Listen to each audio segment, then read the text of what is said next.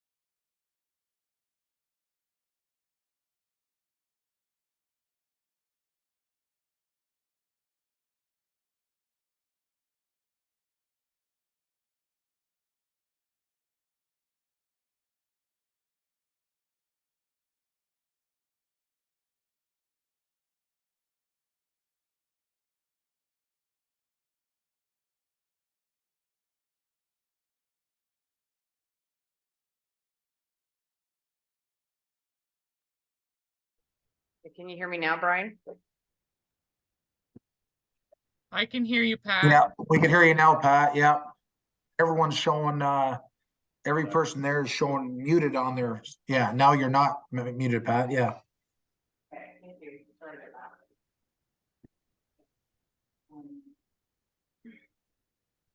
Okay, so as I mentioned, the survey, so on Monday, the 24th of April, we sent out the fillable questionnaires, and they were posted on our website. And then on the 28th of February, last Friday, we sent out hard copies of the strategic plan, and they were distributed to the community centers, the arena, and the libraries. Notices were posted on the website on the signboards at the arena, the Vanilla Community Center. And as of actually today, May 2nd, we have 49 surveys that have been submitted to the township. And again, the deadline is Wednesday, May 24th. Okay, so in order to go through the SWOT analysis, what I've done is just give an example of each. So we will go into depth on each strength, weakness, opportunity, and threat. So, for example, a strength could be the low tax rates here in a municipality. A weakness could be job opportunities. An opportunity could be lot developments. We have a number of lots that are available for development once some of the subdivisions need the final approval. And a threat could be future funding opportunities. Increasing pressure could be accessibility. We know that that's a big type of ticket item, and we know that we need to do some work on our buildings. And a decreasing pressure could be the lack of grants.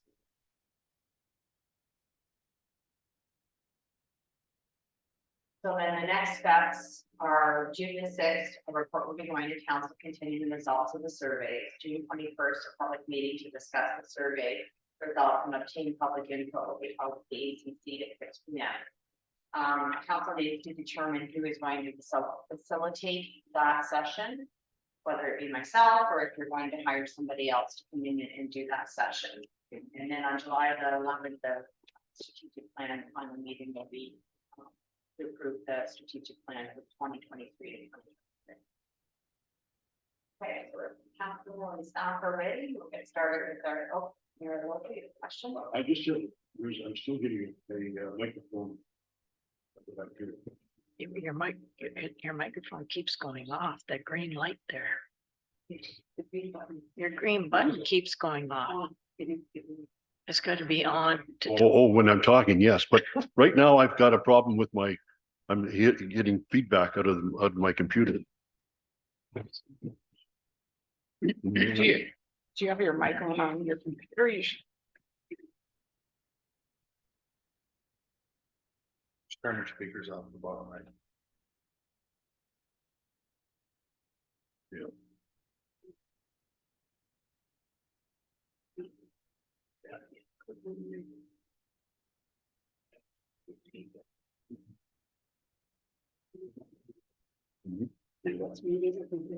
Okay. No, I can hear anything.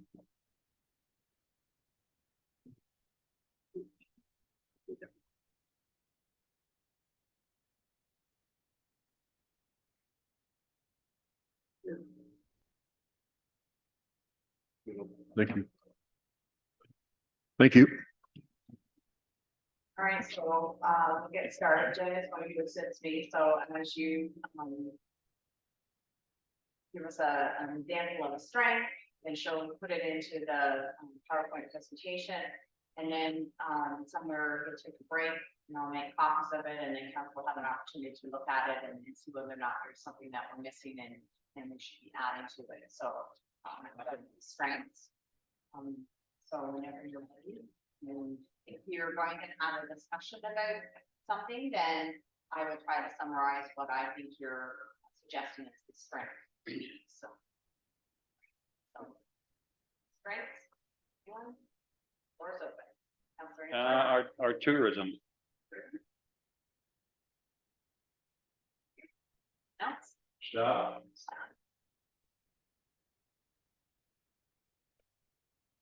Our farming community. Farming community.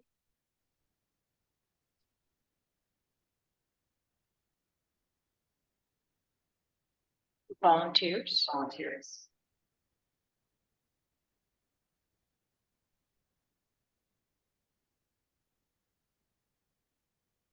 Rena?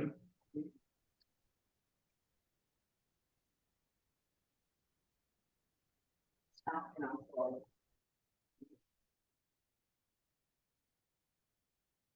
Public Works public works.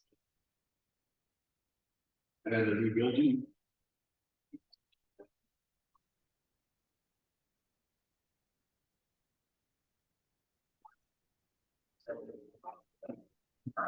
Oh, yes.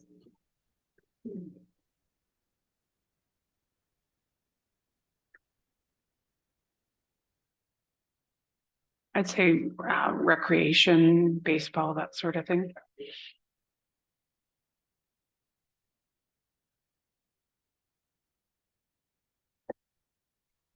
Baseball.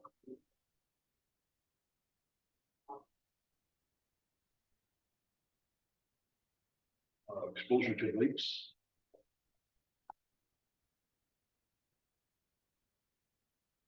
I would say community centers.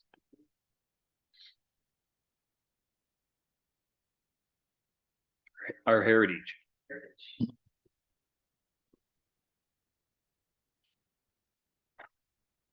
Fire halls.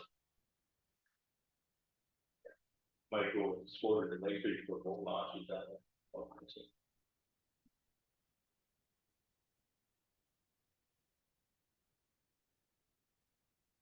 Campgrounds.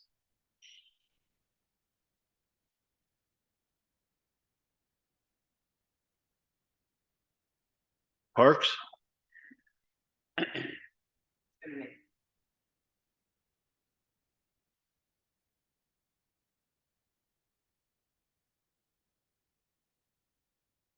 know we should put both lakes in there, like Bryce Lake, Lake Ontario.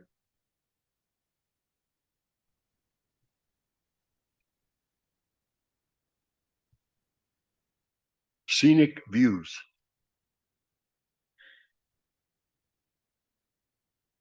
What about residents' background? Like some of our residents' background. Or, they could be lawyers, they could be whatever that we could be maybe tapping into.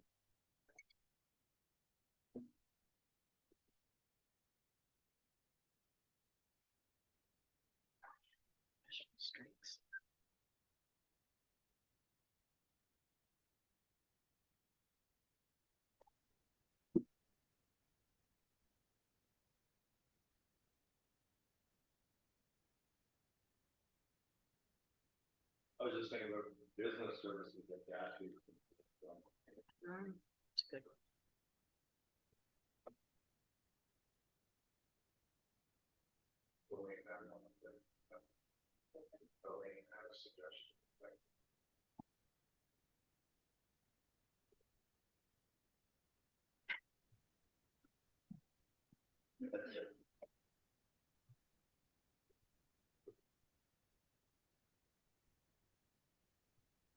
Diversity of residents.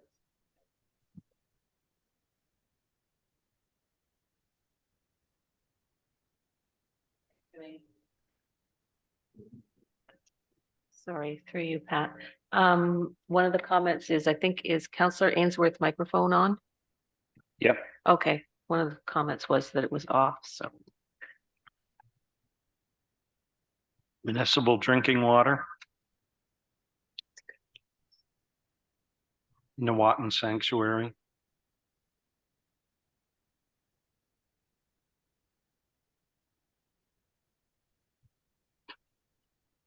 Ask the question.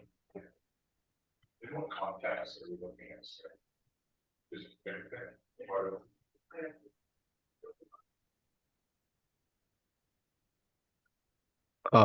Five or six diverse community centers. I know I don't mean community centers, I mean hamlets and that type of thing. Yeah. Settlement areas. Settlement areas, thank you.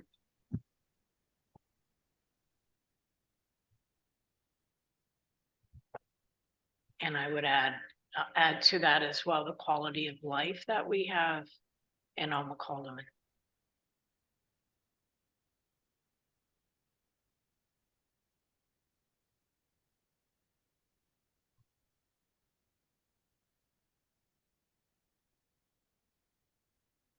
I think if you could say that maybe it may not be a positive, maybe not, but railways.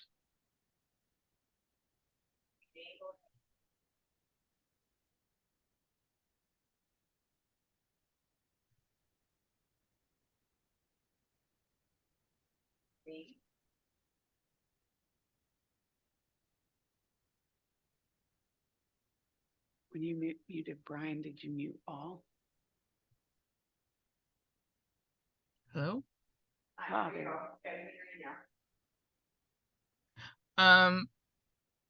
What about, don't forget the libraries and our services that we offer to the residents. Very good, thank you.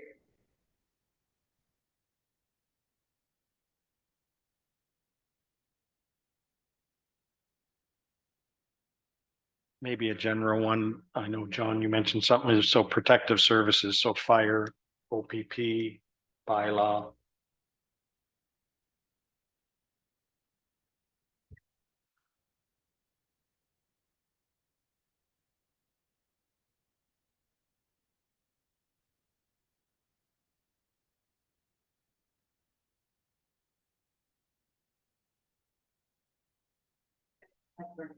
Accessibility of crowd.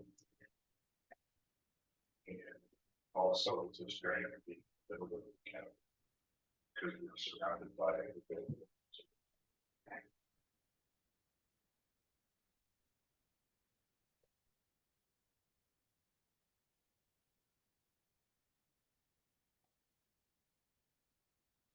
Bridges.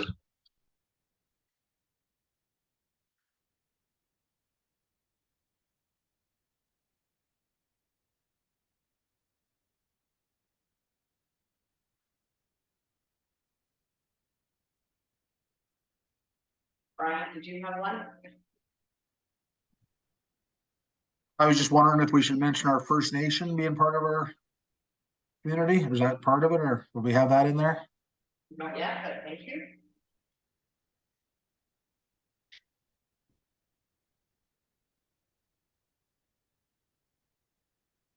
How about Lower Trent and our impact group?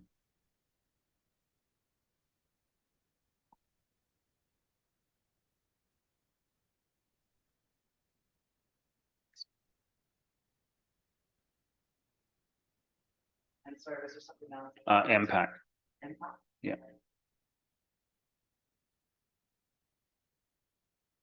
Northumberland County, The county forest.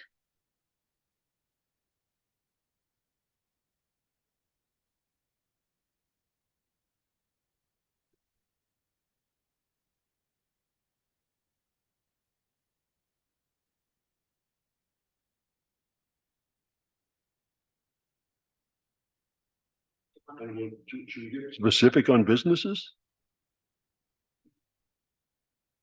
Well, I'm gonna pick on St. Anne's as an attraction to the entire area. And we certainly benefit from that. So that's a strength.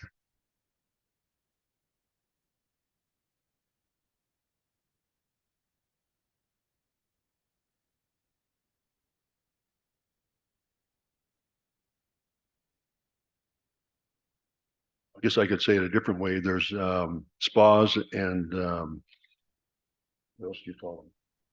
Because we also have Northumberland Heights that offers the same type of wellness centers. Thank you.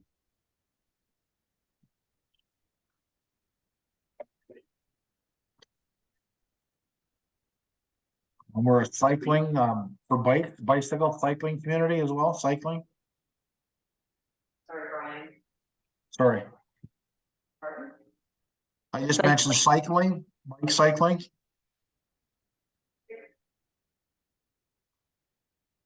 Eating establishments,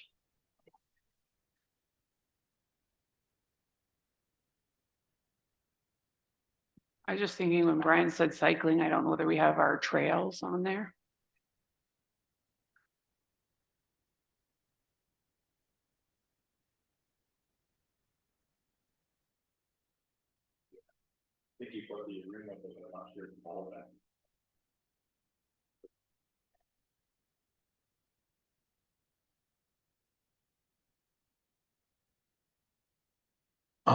The Roseneath Fall Fair.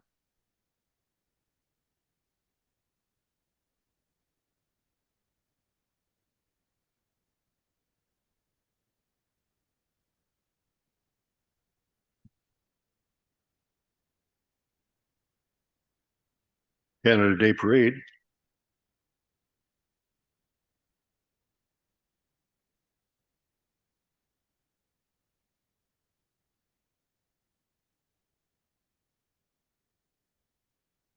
Your Christmas market. Be good one, yeah.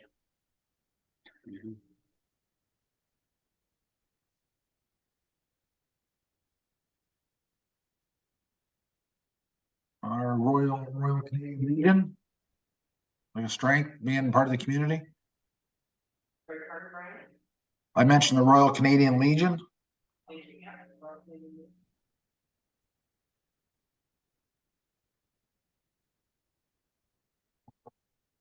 yeah. Peters Woods.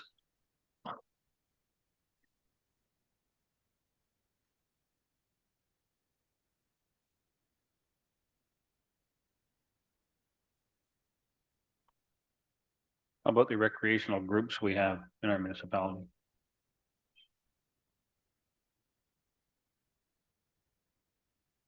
Then the baseball, hockey, and football, that sort of thing, or? Yeah, like the snowmobile club, the bicycling club, the ATV club, et cetera.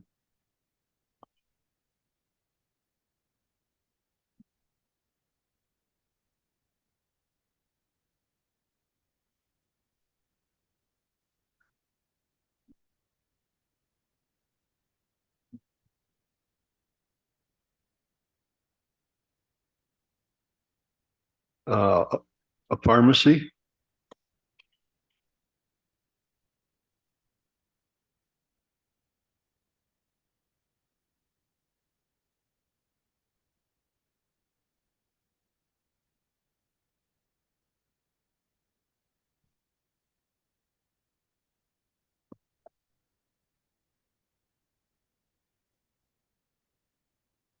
Well, we have bylaws that are available to protect and serve people. We have that. Protective services, fire, OPP and bylaw.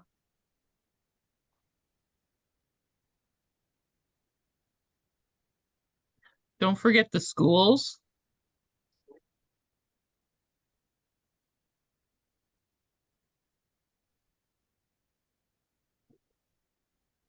Religious Churches.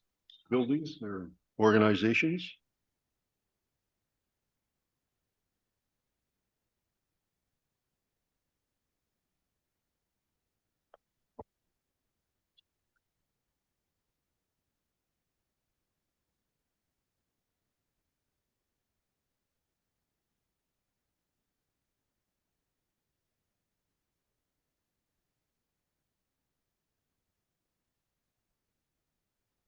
Businesses that host weddings.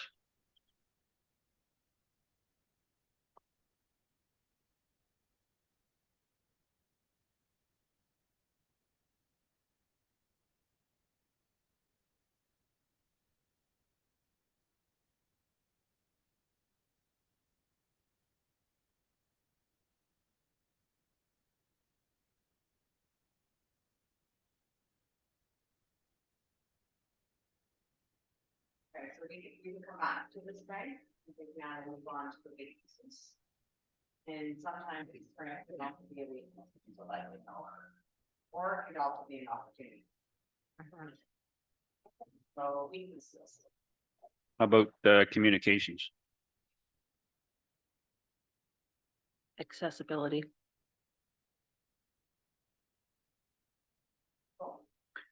Space for growth. Are you talking? I'm talking more like in buildings like this one. Yeah.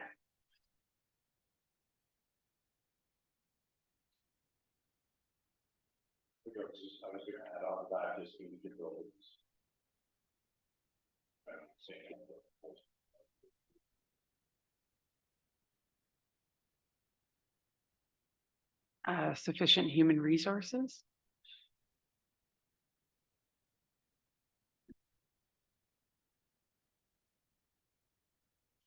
I would say limitations for growth in the municipality due to the Oak Ridges Marine.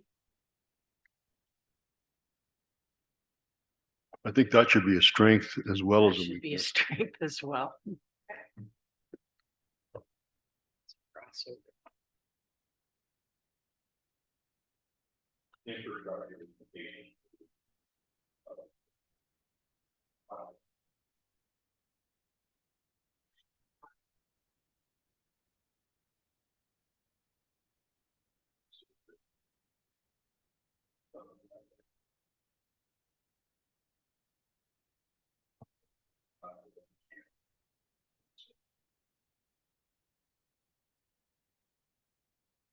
Aging arena.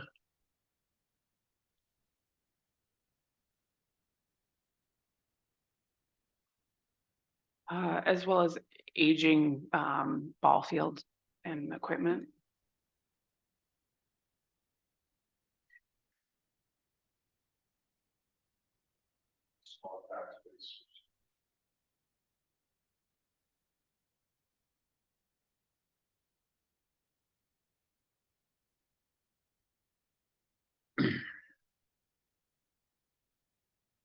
The ability to respond quickly to residents' concerns. I guess that might be customer service or something I'm trying to think of there.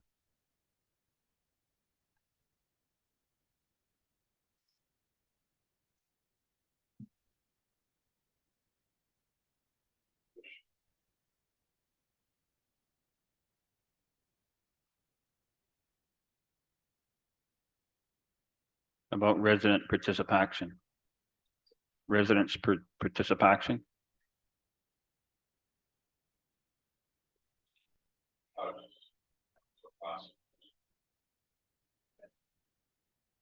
Railways. Roads.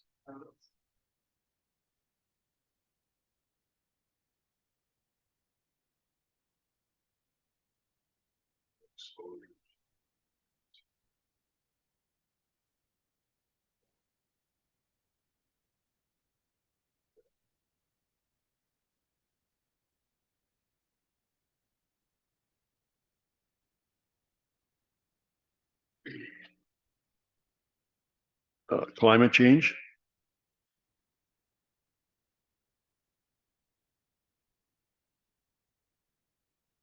Is climate change a weakness or would that be a threat? And just, Could be both, I guess. Yeah. Affordable housing.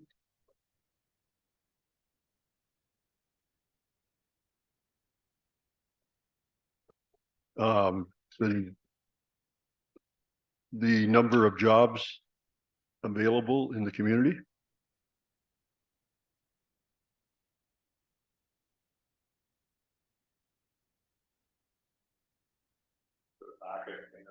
Service like inside.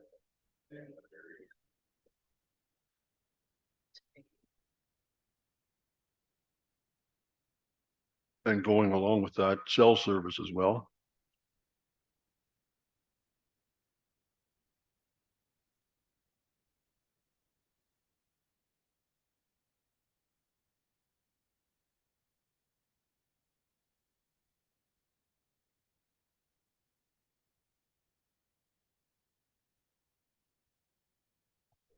Services available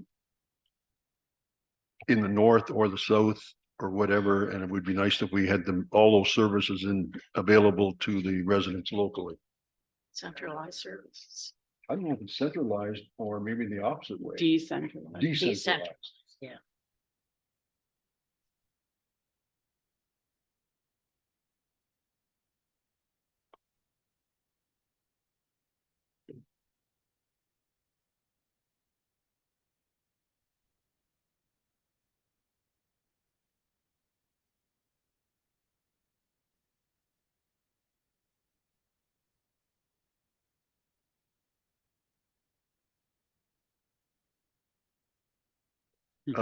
Roads that have to be shared by narrow roads that have to be shared by traffic, walkers, tractors, etc.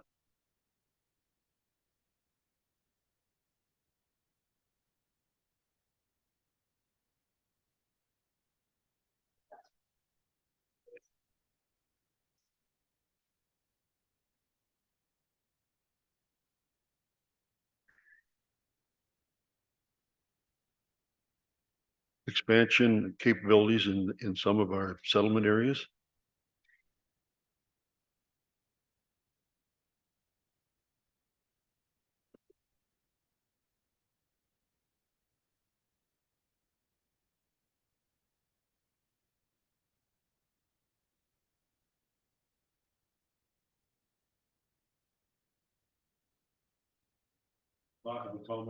Lack of accommodations for visitors.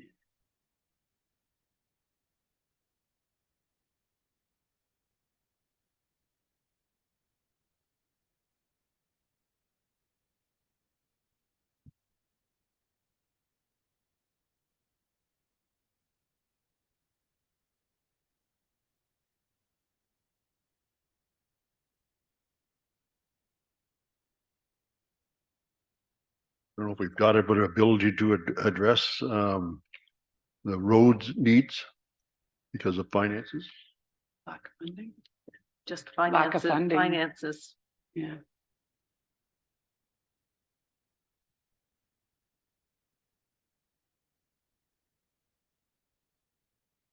I think that's what I was, when I said roads, that was one of the things as well. I was thinking of the lack of finances to, do more roads per year. Lack of government funding, I guess.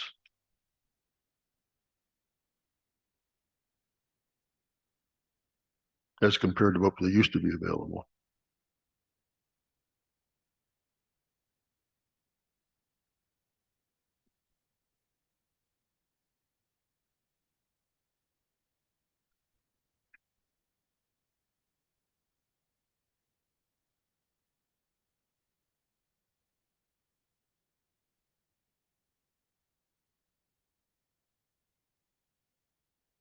You have any suggestions?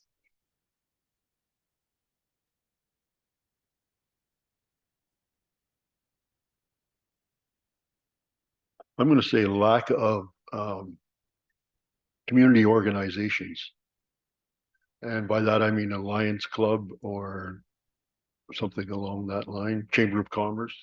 Although we do have a Chamber of Commerce, but it's, That'd be service clubs. yeah. Lack of economic development.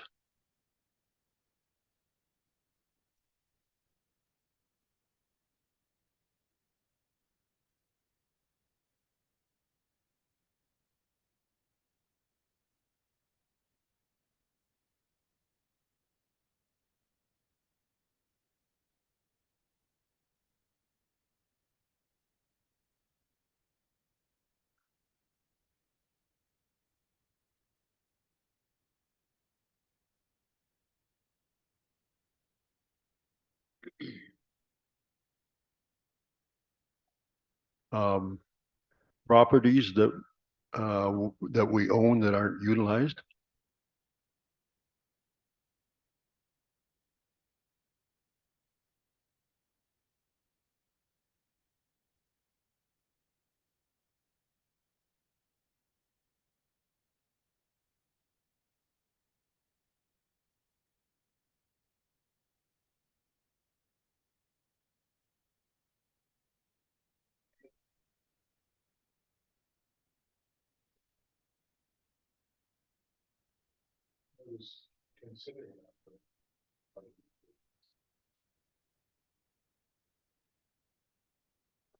I still think, in general, just a weakness is aging equipment.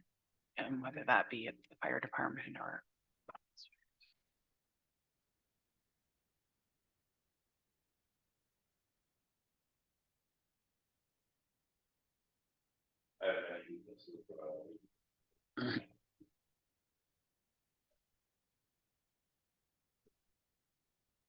Fair to say that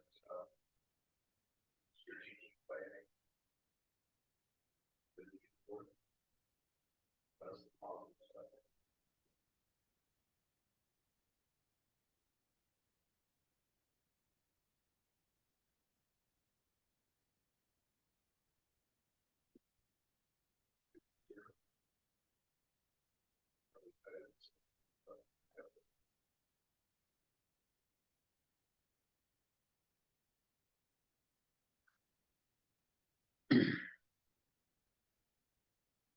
About optimizing the assets that we have. Say, our community centers, the arena, the tourism that we have here.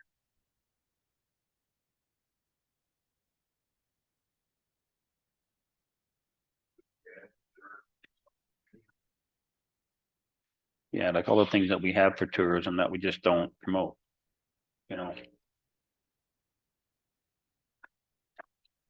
We kind of leave it up to the individual too, like, parks or say, kayaking, bicycling, all that stuff that we have in here that we should promoting for people to come into the community. All of our sports, all of our clubs.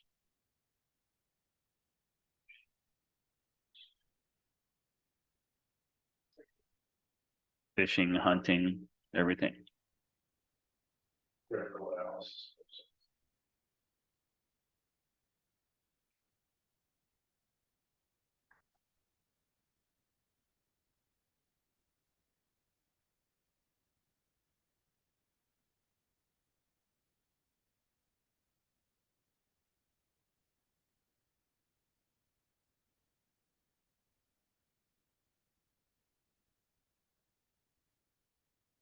Succession planning.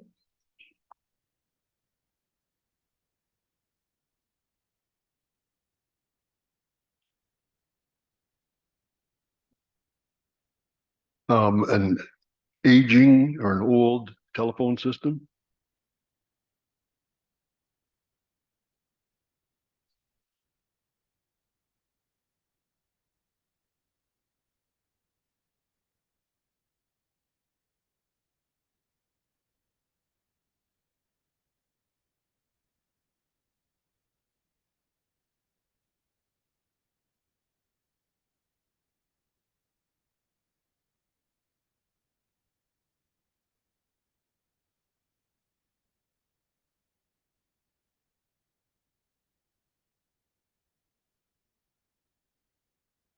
What about a user pay system?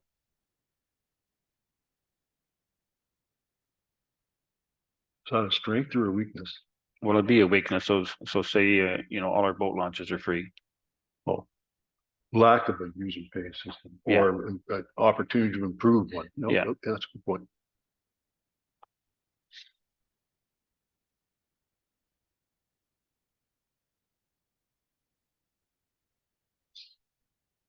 Provincial requirements is not necessarily direct, really does cover some of the weaknesses. The main requirements. It creates.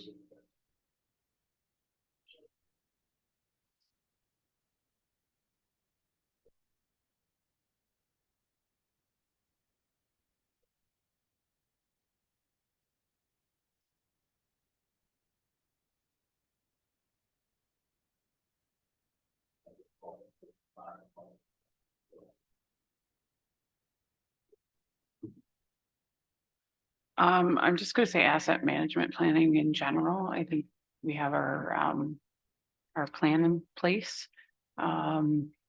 However, I think there was some discussion at the training that council was at this week that put emphasis on the fact that it needs to really be brought in and ingrained in our every day, because that's impacting all the funding requirements and that sort of thing, and will trickle down. So just the asset management planning in general, it's a strength in that we have a plan in place, but it's also a weakness because there's a lot more still to do.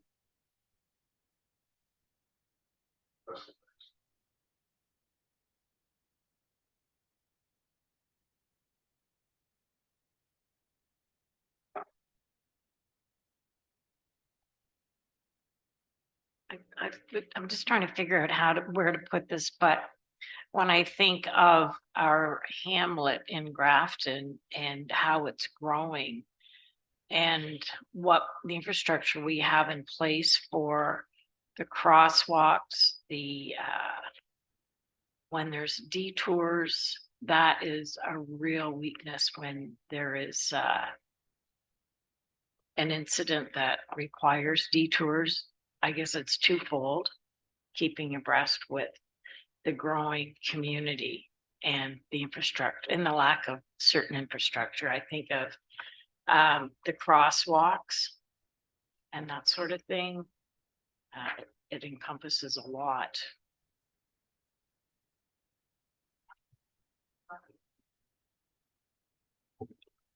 And perhaps going along with that, it's the 401 and the chances of when something happens in the 401, we don't have the infrastructure to properly handle that. No. I don't, just as a little bit off topic, but County Road 23 is not a detour route.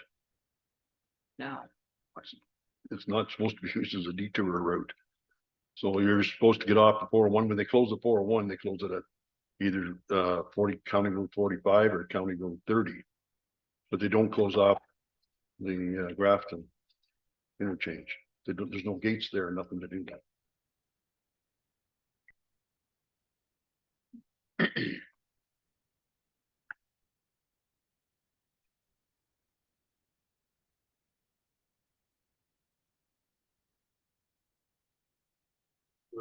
There are gates here.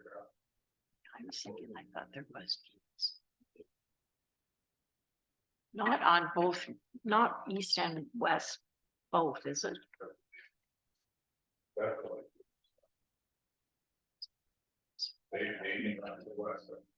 I'm not- I know I'll look there's tomorrow. lanes with units, Hmm. but There that's- were gates going eastbound if you were getting on. But there aren't I haven't noticed gates on the westbound.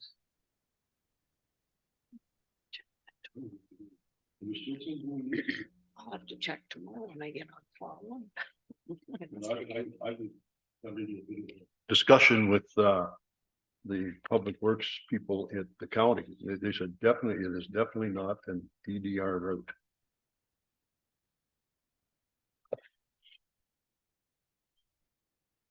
Can we add, the council recognizes, we all recognize this role.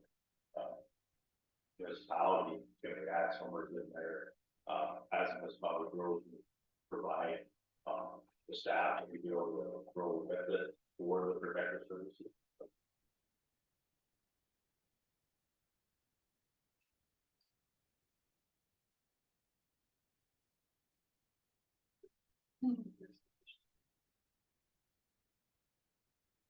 They may add anything up further. You're very correct, in 23, we recently taken because of access.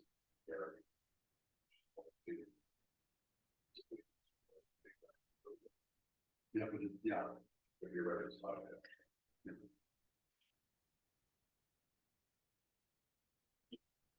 What about, I want to say this the right way, so what about the lack of power we have? So Daryl issues a bylaw enforcement and the owner just keeps on doing it.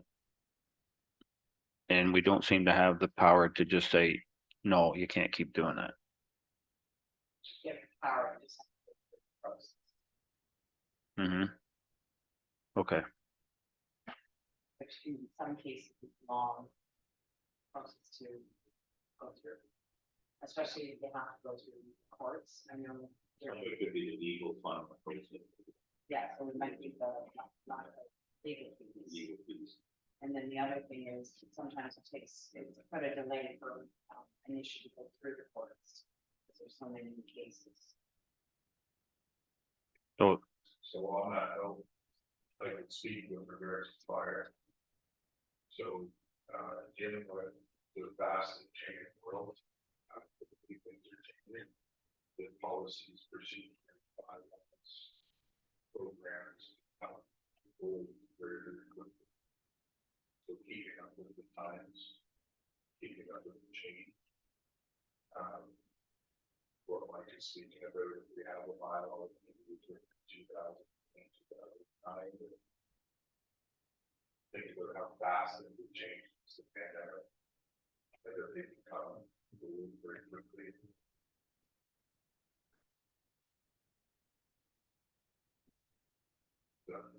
Yep. Yep, absolutely. And maybe relooking at our fine structure.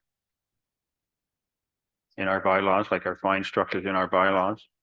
And maybe make residents kind of wake up a little bit quicker.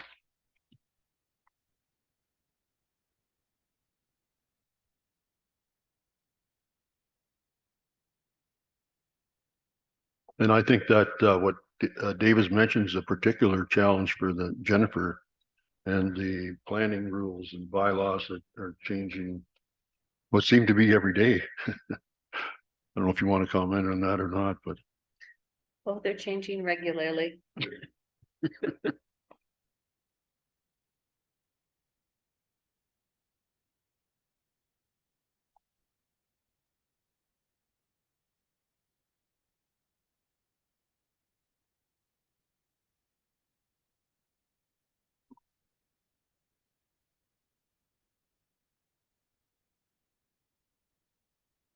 Brian or Elaine, you have any comment? Not right now, Pat. Sorry, I'm just, no, sorry, I'm dealing with something else. I'm gonna send you a text, Pat, okay? Thank you. Right. Nate? No, I think everything has been covered that I can think of right now anyways. Great, thanks.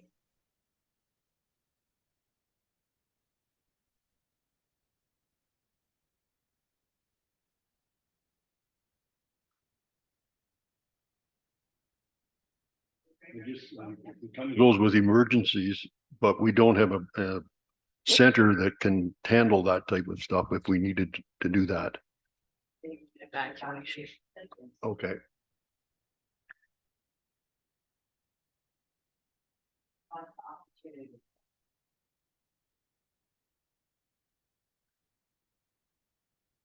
Again, sometimes a weakness can end up being an opportunity. So I've already started making a list. If you want to take it down. So one is growth. Is not, yeah, growth is an opportunity. Wi-Fi expansion projects that are going on. Funding.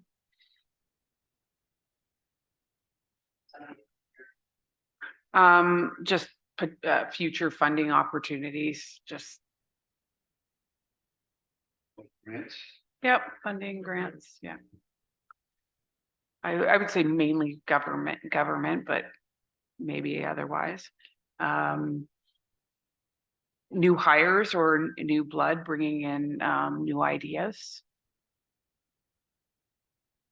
And potential for more community activities. That was my list. That's good. I guess it started.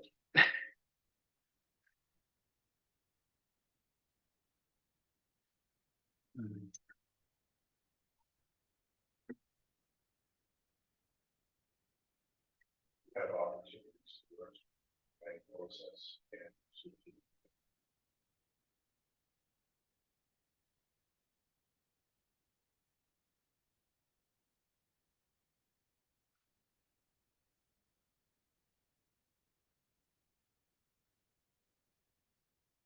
How about our beaches on Lake Ontario?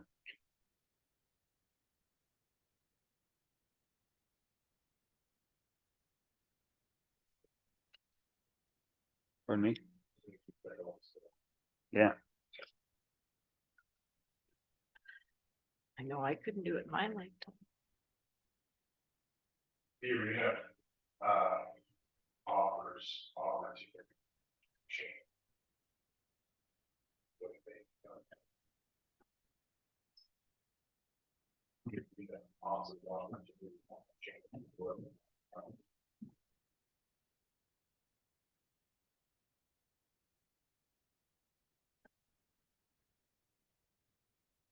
There's opportunity there.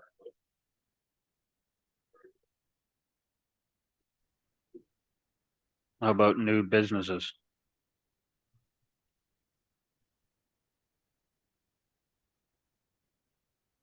Just thinking anything specific, Mike, or Well, just in general? you know, restaurants, maybe we're ready for a little store.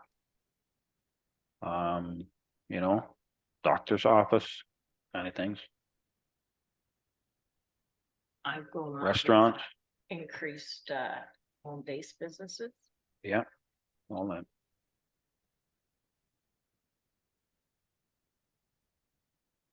As well, new opportunities for increased volunteering in the community. Mhm. Committees,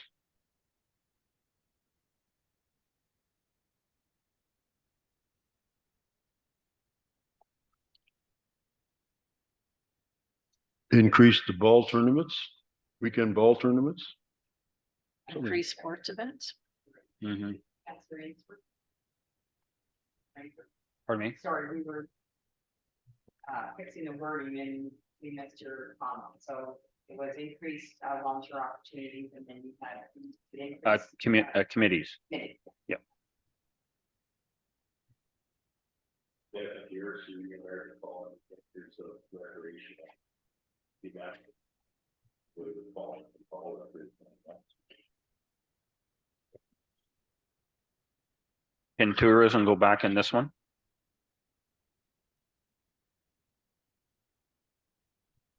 The home business council, the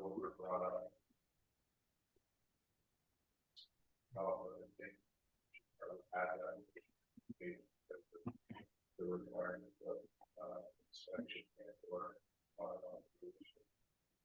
permit.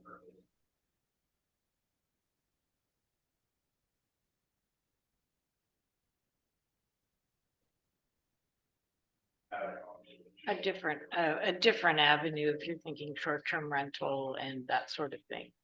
Not so much short term rental, but, depending on. Where. Depending on the where that business. home business most communities do is to what degree, to what size, and then how do we look at it, how do we manage it? Yeah, I just wonder what we have, discussion, what we have in place for bylaws to do with home-based businesses.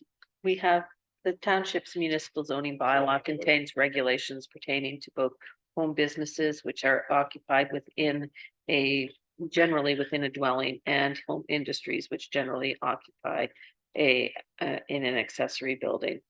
The home occupations are capped at 25% floor area of the residence. Home industry is 100 square meters, or we have had, since I've been here, 3 zoning bylaw amendments to request increases to that area. You were a wealth of information. And I think we dabbled with that at the last. Yeah, we had a Yeah. a zoning bylaw amendment at the last planning meeting where it's an expanded home industry. It was utilizing an existing commercial building that had lost its legal non-conforming status. Yeah. Yeah, very good. Yeah, it deals with parking requirements, signage requirements, all of that kind of stuff. So if someone is found to have expanded that beyond their capabilities, how do you control that? That's where you have to go through bylaw and planning have to work together, where the Planning Act and our official plan and zoning bylaw allows for fines for things that don't comply with the township zoning bylaw. And it's identified, and then they're charged through the Planning Act by the bylaw enforcement officer. I believe we have something going on now that's going through this process. We don't have that fine in the zoning bylaw, so we have to go through part of the process. And there's a limit of how many people that can work in those as well, industries? Home occupations, and now I'm going off the top of my head. I believe a home occupation, the people have to be living in the residence in order to be working in the home occupation. A home industry, you can have up to 2 people who don't reside in the residence employed in the home industry. In one of the home industries applications that we had in 2020, I believe, one of the requests was for an increase in the number of employees to be permitted. And we haven't had any complaints about that home industry at all. It's on a large piece of property taking place in existing buildings. And Home occupation is a smaller scale. yeah, But if someone was operating a home industry, and they were in a residential lot, is that okay? I have to check on it. I believe home occupations are permitted in like the hamlet residential and the rural residential. I think home industries are permitted, both home occupations and home industries are in the rural and the rural residential. I'm not sure about, I can't remember off the top of my head whether home industries are permitted in the residential zones or not. Yeah, if you look at our zoning bylaw, still have a permitted use list on it. With that, and it would list what we home occupations here, but the state. That's not.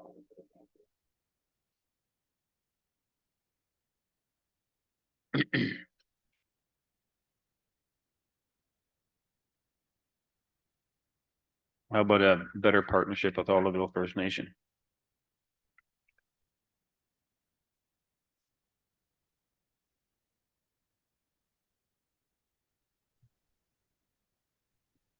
To opportunities to share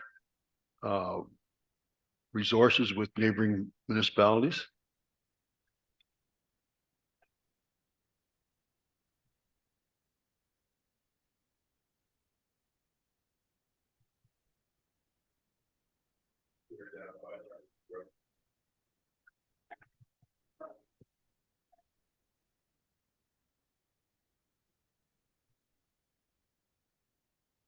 How about improving or increasing the size of the library in Grafton to suit the growing community? Would that be an opportunity?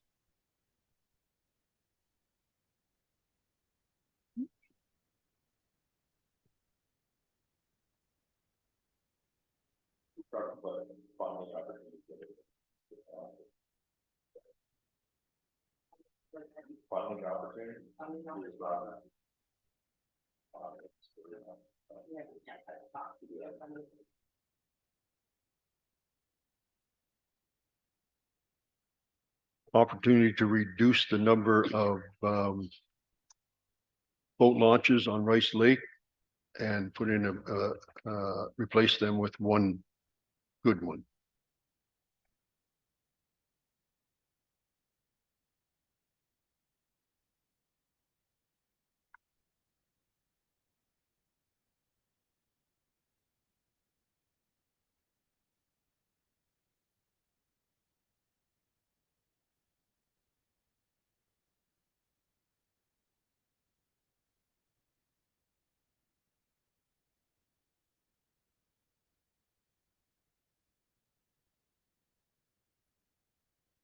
How about to the implication of lean management? The implication of lean management.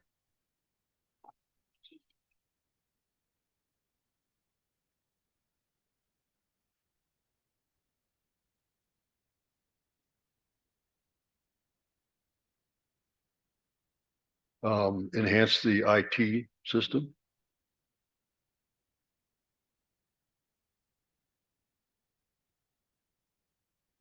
Would you say sound system as well? Pardon me? Would you include sound system as well? Sound system? Yeah, that would make sense.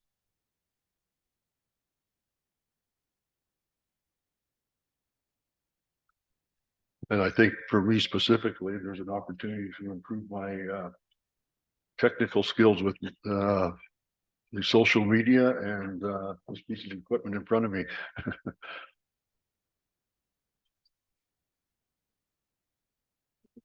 Just got it signed up. And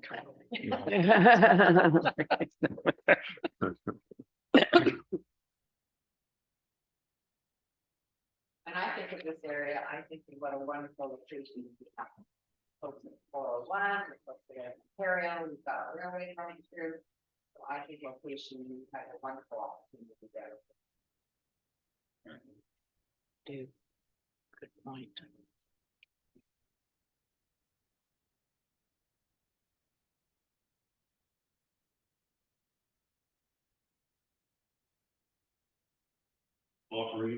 Opportunity to expand warehousing, if there's such a thing, because we, as you say, we are right beside the 401 and they're always looking for spaces to do that.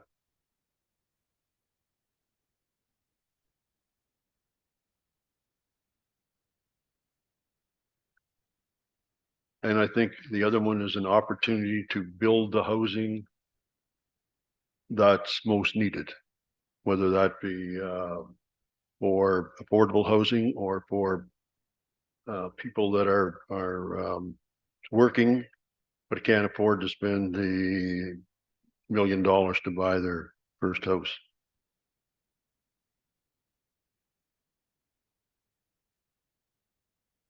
Expand. Oh, sorry. The opportunity of selling municipally owned assets or property to generate income.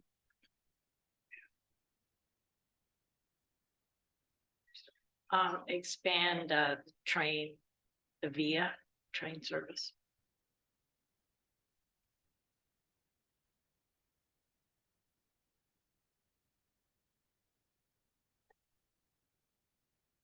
I guess expand Northumberland, transit. The, the bus that goes around and picks up people for the $5 a ride or something like that. Transit, or is it Community care. community care?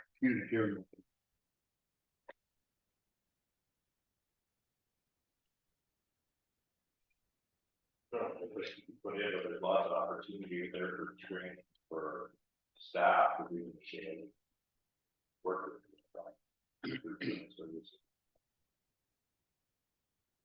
Staff and council opportunity.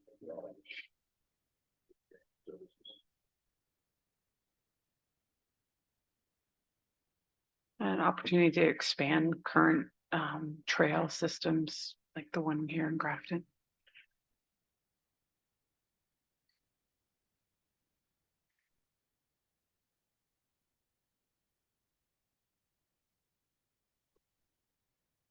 An opportunity to encourage development or properties switch from rural residential or whatever to development areas so that planning can take a look at it in the near future or the future of expansion. I don't understand. Are you looking for opportunities to expand our settlement areas? Yes. Okay, opportunities to expand settlement areas.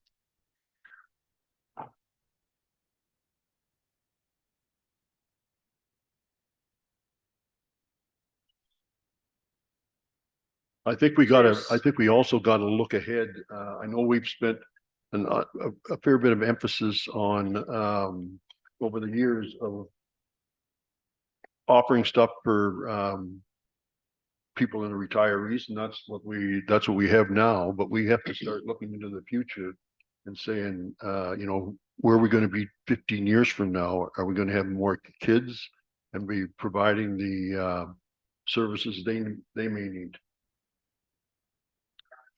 So attract a younger demographic, attractions for younger demographic.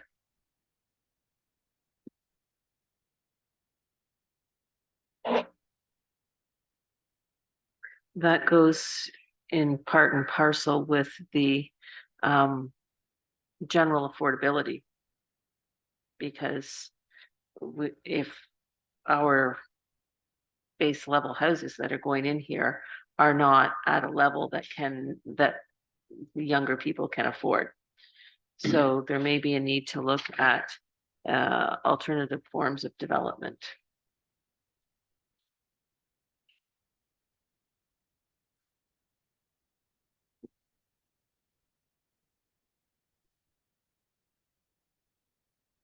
How about more senior,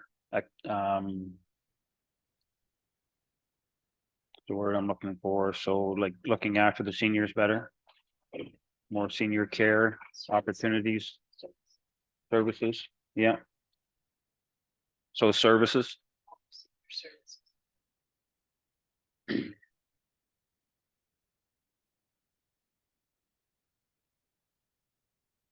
Opportunity to involve more residents in the early stages of planning and see what their needs are.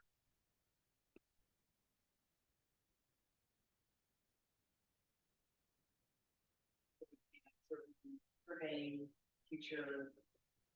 Yes.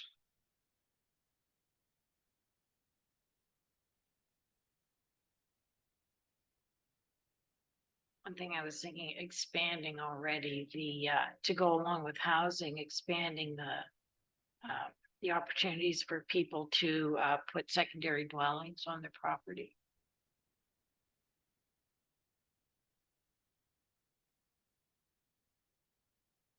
We have those policies in place now. Mhm. So it Would it may an be more of opportunity? it may be more of a promote opportunities promote the existing opportunities, because the opportunities exist now. They exist now. People just need to do it. Yeah, It's just I that think there's, that's where the people are gonna be able.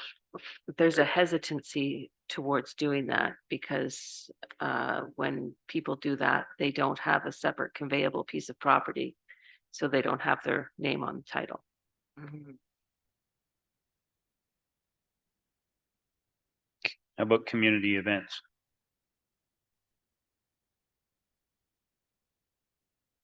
Motion or I, increase? both.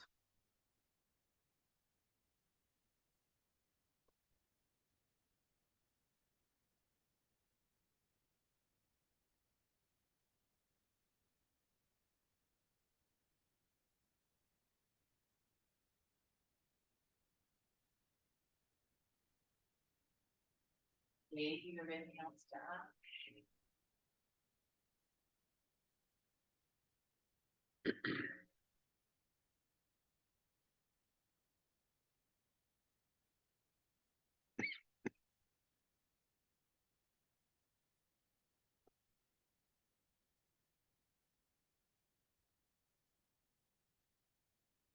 How about partnerships within our own organization?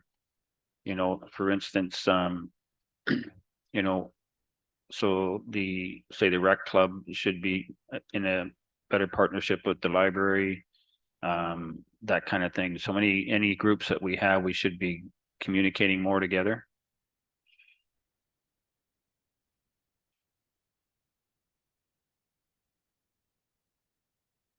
So any of our committees that we have, we should be communicating more and using each other to enhance each other, if that makes sense.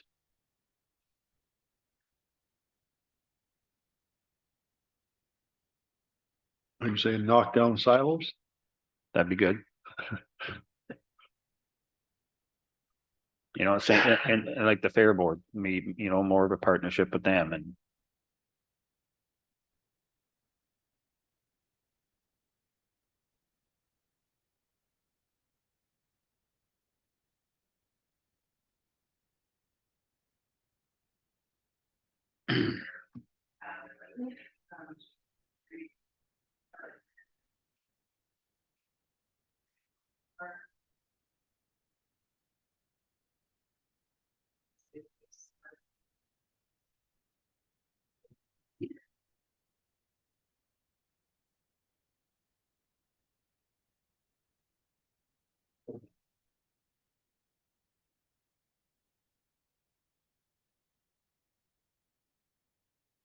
promote our strengths so that they are more recognized by residents and near and far.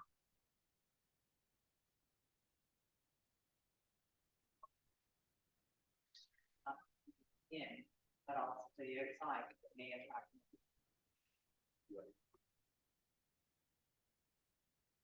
so would tourism cover all that? So, or do we need to like specifically say we want to promote kayaking and bicycling? Or just will tourism cover? Tourism, no, but I think even the mayor said that there's many strengths municipality has, so it's not just a recreational activity, but it's also, you know, we have municipal water in a certain area, we have to keep up with going to company. If you need to promote all of your strengths so that we can know. Yeah. At the same time, it would be nice if we had something specific that, you know, everybody rushed to Elm Calderman for once or twice or three times a year, whether that be the tart cooking contest or the, you know, Port Hope's got the float the fanny down the granny. Or maybe it is, maybe Mike brings up a good point. Maybe it's a kayaking. Yeah, fishing event. Or Or fishing Lake event. Ontario, you know, Rice Lake. I guess those are promoted by municipalities, aren't they? Yeah, it could be. Actually, Owen Sound has one. Owen Sound has the Owen Sound Salmon Spectacular. And they Yeah. get like 30 or 40,000 people coming for a week of fishing. But Absolutely. they got the water to do it. I mean, and the reputation of being a great place to fish, but We got a couple good spots. Are you gonna tell us? Yeah, well, no, I'm. You know, Lake Ontario and Rice Lake, but Shelter Valley Creek is like one of the best trout creeks in Ontario. Shelter Valley Creek is one of the best trout fishing creeks in Ontario. You know, between Wellmont and Bowmanville, they're probably the two best ones.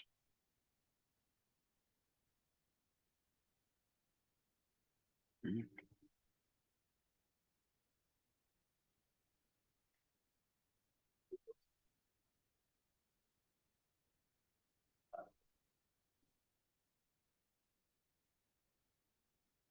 Elaine, do you have anything else? No, sorry, I was just away from my computer there for a minute. I just want to make sure everyone's along with. No, that's okay. What about redoing our website?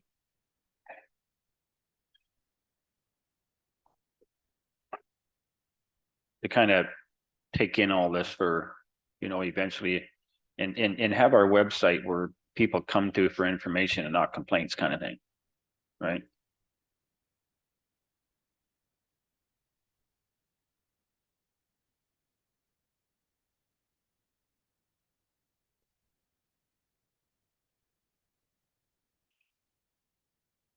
Just a moment, time to take it back. Great idea. We have to stop or? Okay, can I get a mover and a seconder to go back into our regular meeting? Moved by Deputy Mayor Stover and seconded by Councillor Booth. All in favor? Motion's carried. Pat, go ahead.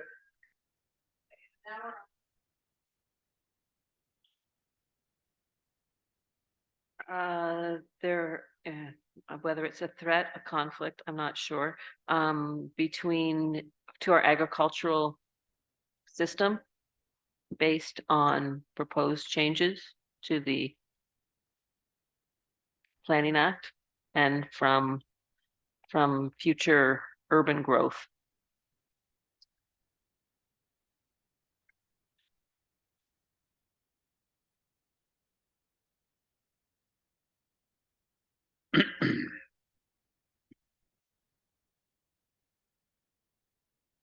Would that go along with those policies kind of for growth, the lack of the great growth inside those areas? I don't know if that's a threat or whether that would be a weakness, is that we can't have growth, and we have Oak Ridges Marine. I think, do we have Oak Ridges Marine under the growth, under weakness?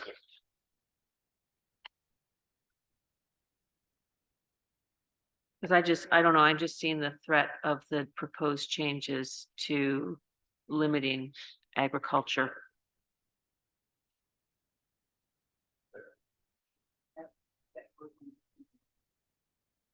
It's everything. Tied to a lot. Yeah. The aging bridges.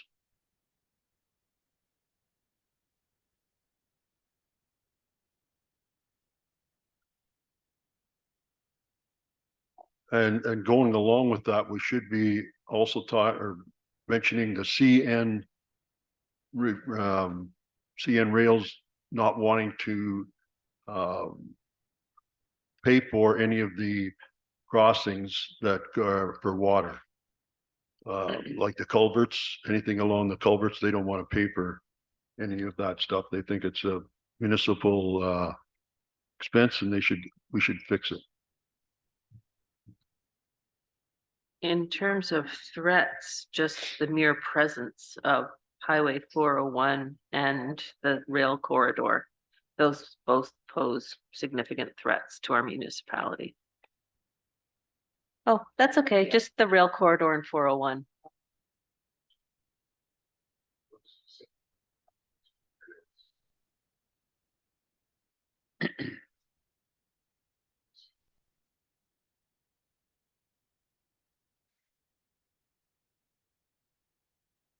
What about water contamination? Are you talking our lakes or are you talking? Could be everything, I guess, our drinking water. And what about lawsuits?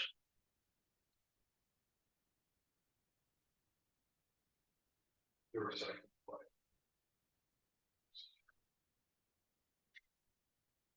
So. I believe there was a public announcement that it has been sold. I don't think that ownership changes until next year, if I'm January correct. 1st, 2024 is when they plan to.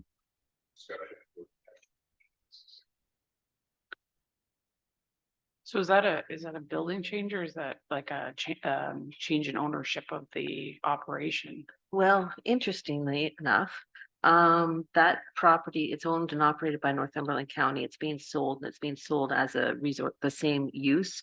But the zoning on the property is so specific that it specifies that a resource recovery facility operated by Northumberland County is the permitted use. So they have to apply for a zoning bylaw amendment to change, to allow somebody else to operate it. How, just out of curiosity, what is the MOE? Is it a threat to the new operation or the existing operation a threat? The overall. Okay, Because. It's high risk of fire. okay, just by the mere function of the building. Fires have. And because of this.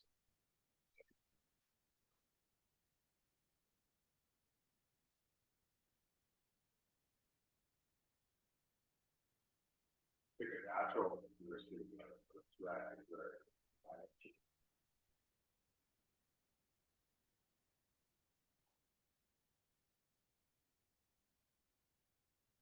I know we had growth down in a number of different places, but growth in general, I think can also be a threat because if we can't keep up with that based on the resources we have.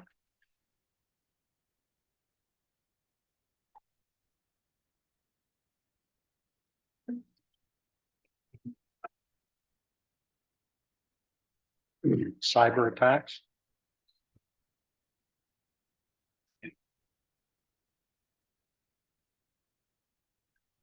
Financial constraints.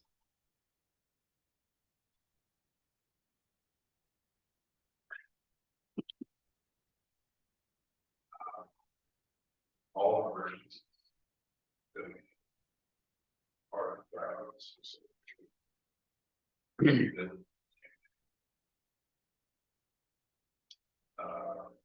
So they. That was.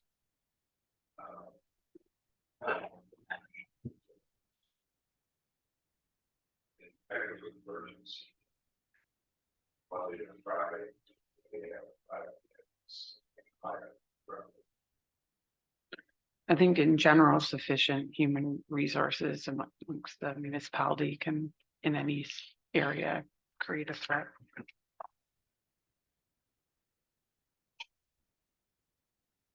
Is that Dave? Because our volunteer firefighters are generally at their full-time jobs, Monday to Friday, 8 to 5. Yeah. Yeah. Yeah. Staff reaching eligibility for retirement, so that again can kind of tie into the human resources aspect.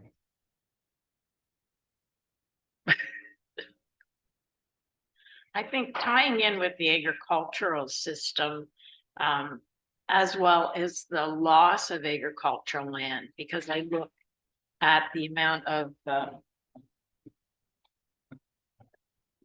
loss of agricultural land in the hamlet, which, you know, if we increase our boundaries and take in more agricultural land, we're going to be losing it. So I think that would be a threat as well.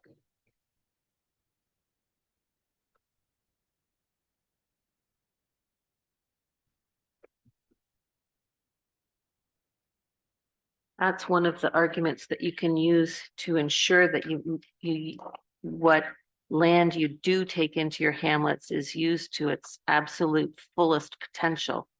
And maybe we need to start looking at alternative forms of development on those parcels of land to increase our densities if possible. Could you expand on that? Would you still allow the development? Well, if it's determined that we need to expand our settlement areas, then increase them as little as you can to get what you want and then make the most of that land. Right now, we're generally single detached dwellings on 1 acre lots.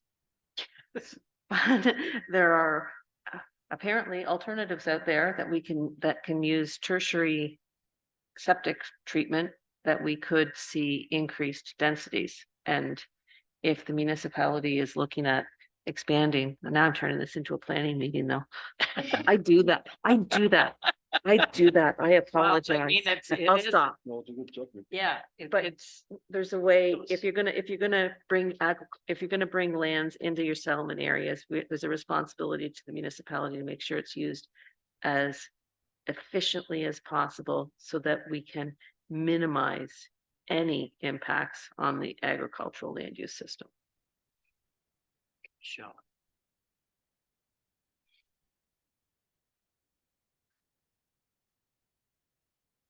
Legislation changes, and I think that applies in a number of areas. I know in finance, there's the asset management planning that I mentioned earlier. There's also the fact that, we've just, we're in the process of changing our development charges bylaw and being impacted by the changes to the act. So Diminishing community services. Other infrastructure. Better cities.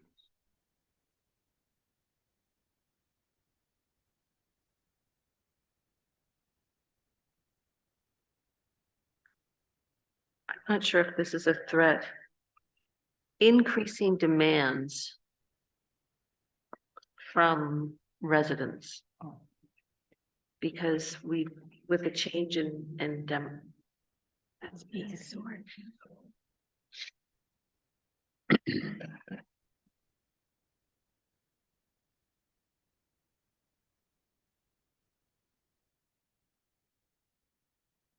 With our change in demographic,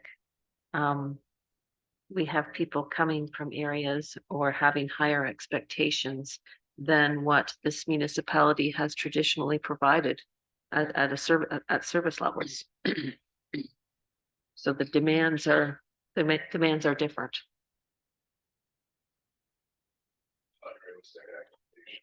There you go, for a rural municipality.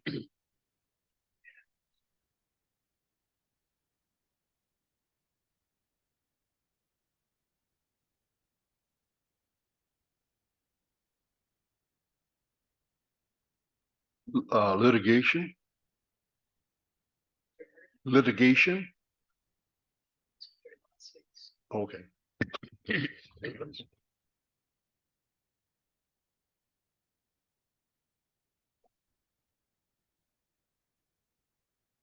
Restricted tax income to pay for roads and particularly and other infrastructure, I guess, infrastructure, I guess.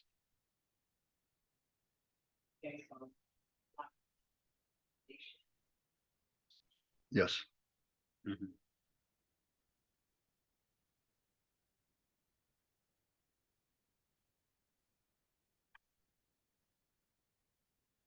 I think our last roads needs study said we were supposed to spend about $37 million in between 2016 and 2026, and I think we're about a quarter.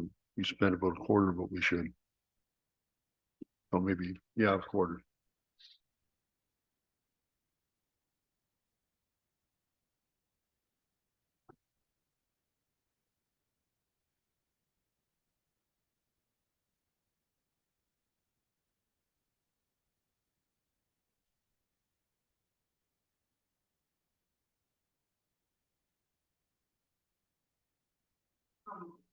tied to the lawsuits over a good road, I think a lot of talk about community or road safety study.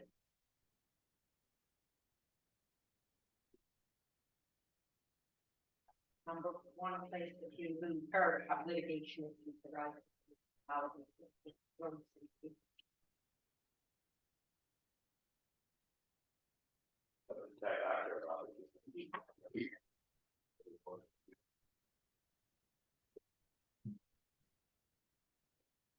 And accessibility.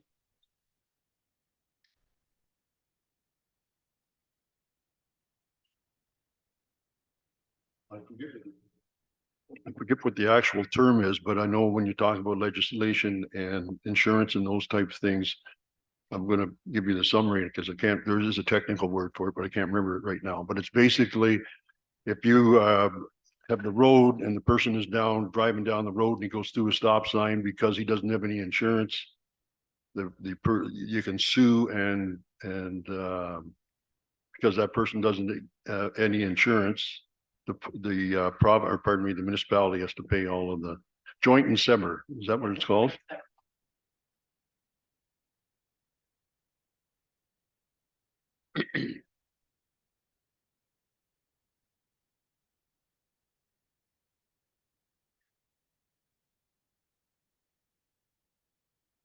I don't know if it's a threat or not, but we're talking lawsuits and stuff. Accessibility is one that we could be.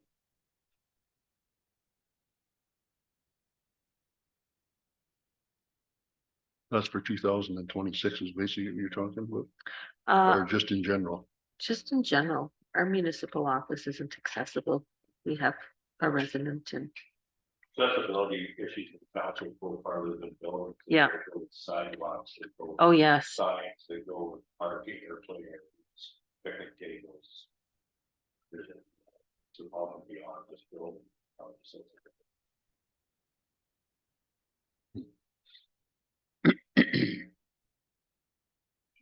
Trees.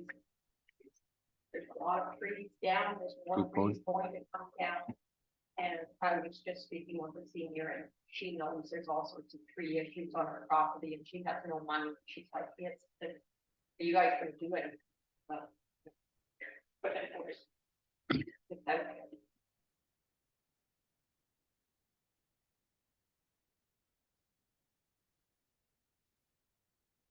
I think we talked about climate change. I'll get a little bit more specific.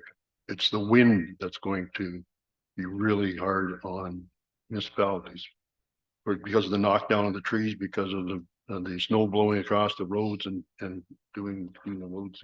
I think we're gonna see that coming much more over the next 10 or 15 years, whatever that is. But that's what they're predicting will be the biggest effect on Northumberland County will be the strong winds that we'll start to see. Or continue seeing, because I know that there's a lot more wind than there used to be. And they're saying that the winds will last for 4 or 5 days rather than the ones that are happening over 24 hours or whatever.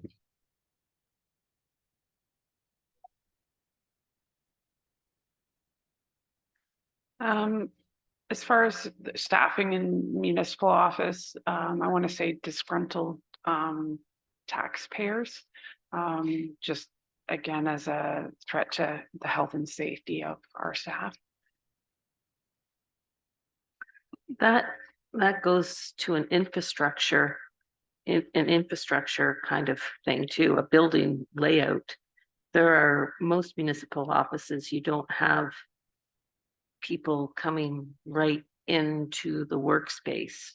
There's a front counter and secured doors, and then they can't get right access. Yeah, I think if you go into Northumberland County, it's a really good example of that. You go in, the receptionist is behind the glass to get back into where the offices are. There's doors that you either have to have a scanner or such.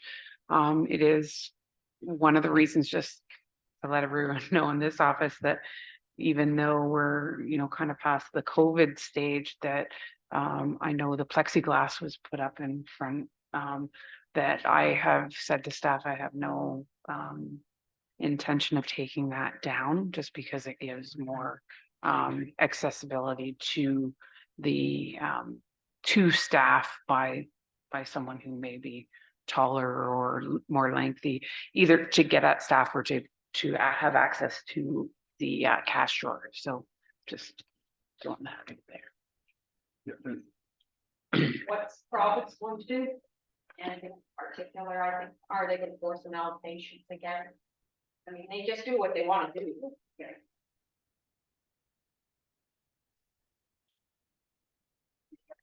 Probably driven by the profits.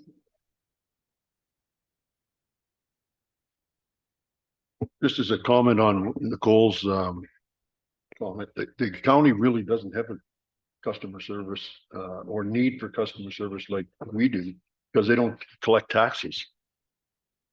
So the only people that are really going in there on anything more than a regular basis is someone who's looking for social insurance.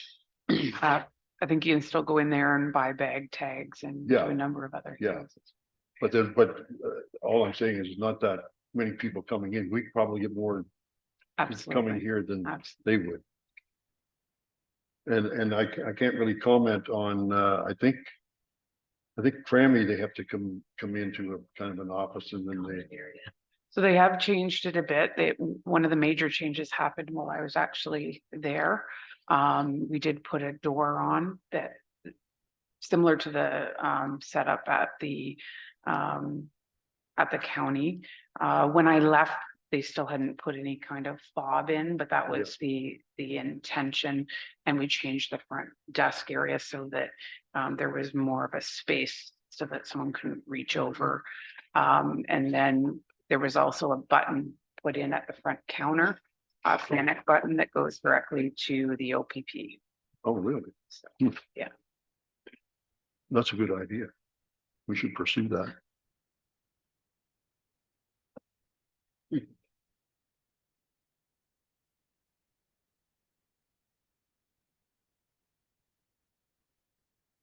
Well, when I first came, we looked at changing downstairs.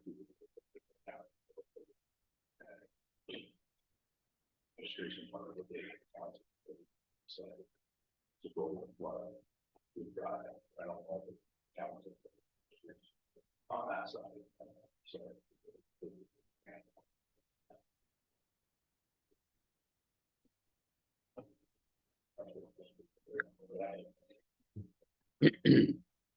Well, that was probably at the times, but times have changed.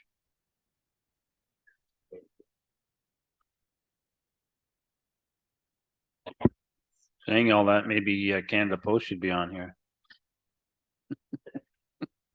Um, Related to your point, communication is becoming more fractured. We have no way to inform like people, especially in Canada Post. The only thing that was supposed to do it in the past, or now, still wasn't doing it. Well, just that there's no platform, like that there's just no method for communication.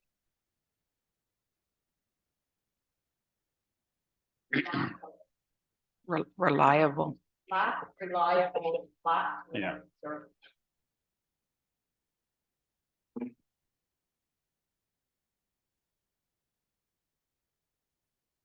What about injuries to our staff?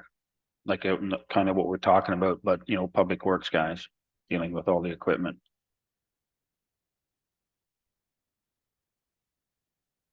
And the fire guys, Workplace injury.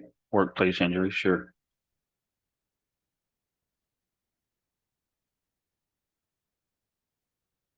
Yeah, because that leads into WSIB claims and I mean, more that's money. mental and physical. I mean, Dave can probably attest Yeah. that on the fire department side, that's the mental side becomes a factor as well.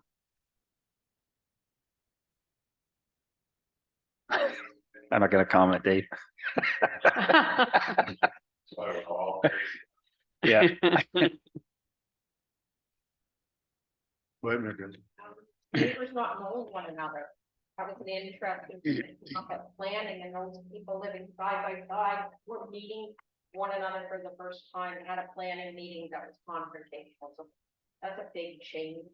In the past, you would have known who was living by you, and you probably would have worked that out before bringing it to council.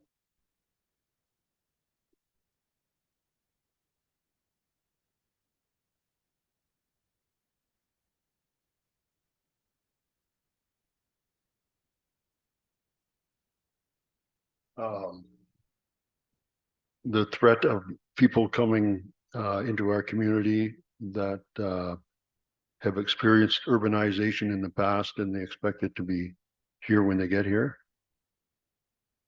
Have we got one of those?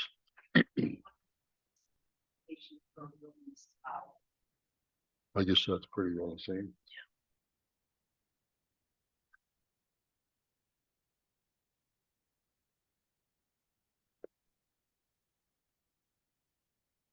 Oh, along the lake shore is if the lake gets fuller and fuller, then you're going to have water problems along the Yeah, flooding, flooding. Yeah. that's a climate change thing and a.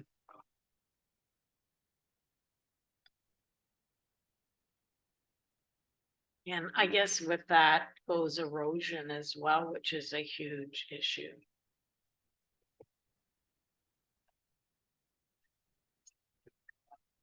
Oh, is it already on there? Erosion. Ah. You're ahead of me.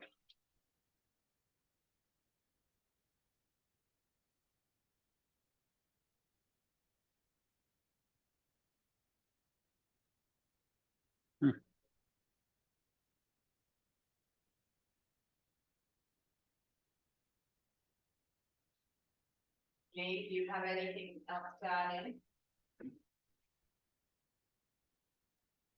No, I'm good.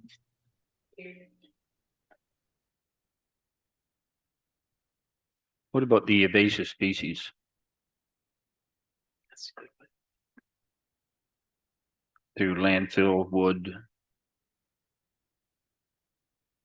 boats.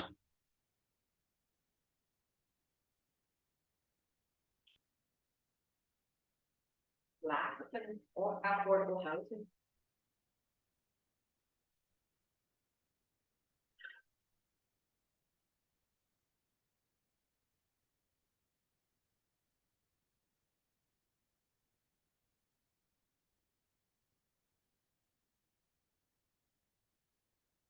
Perhaps less service from the conservation authorities.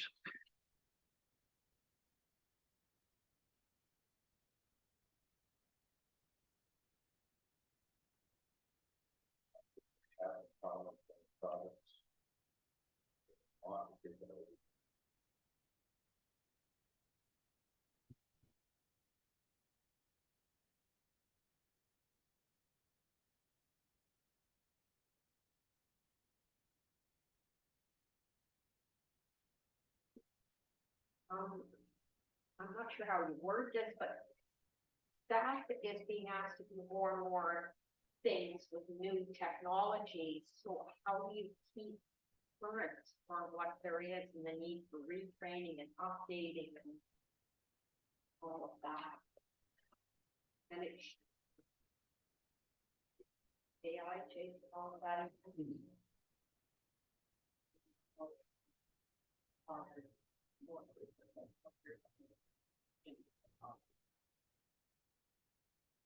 In funding for all that.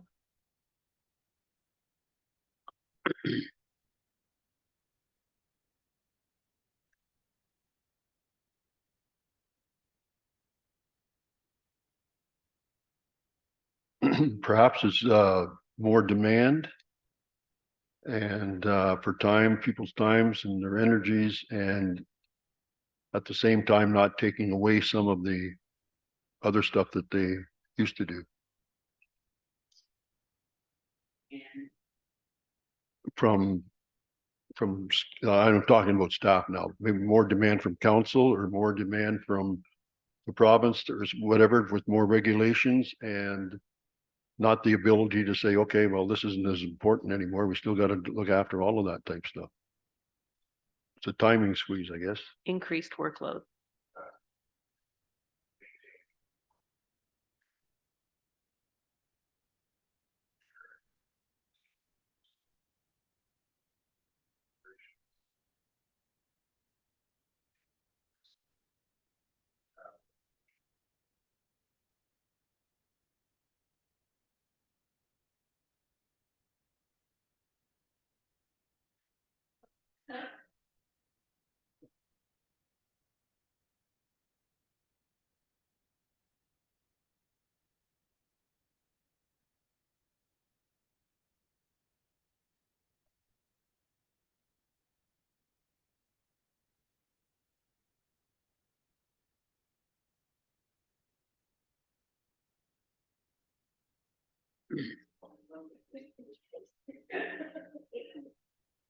Sort of related to that, but this is the first time we've been now on council for 6 months, and this is the first time we've got to sit down and share ideas. And so I would think it's a structural issue that, how can we?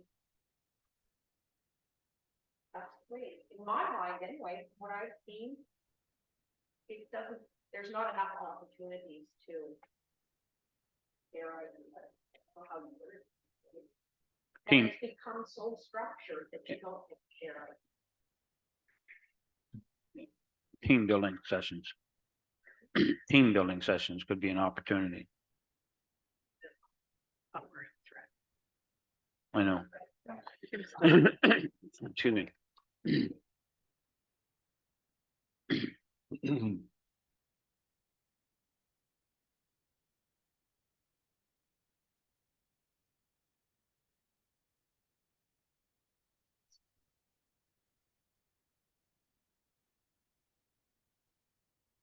Yeah.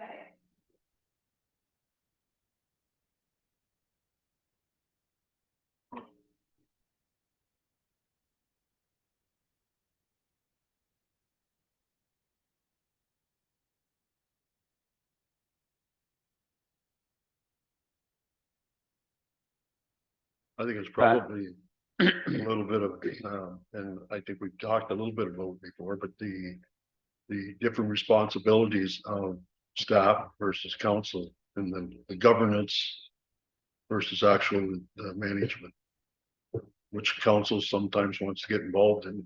We're really not supposed to do that.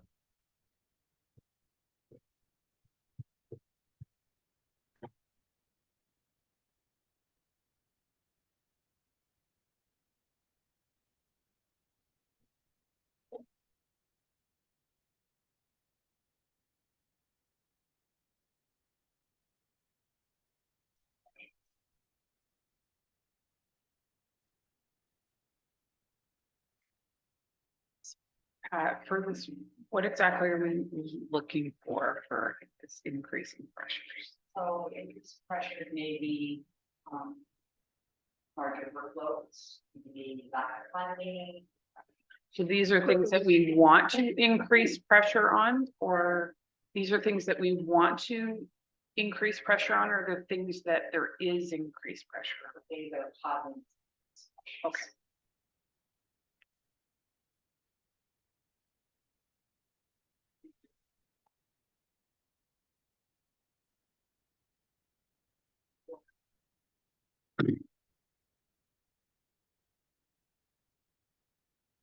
Take a lack of knowledge on public.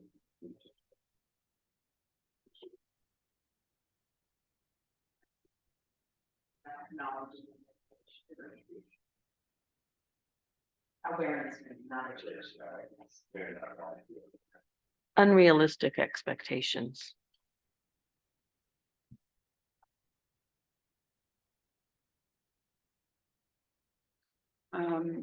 Legislative requirements, things like asset management deadline.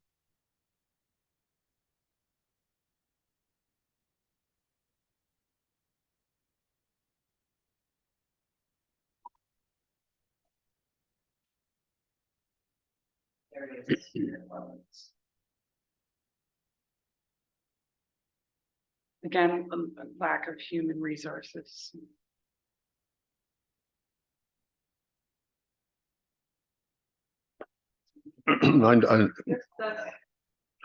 I think staff's working on that, but the opportunity for people to back train so that if one person's away, then the other person can cross train.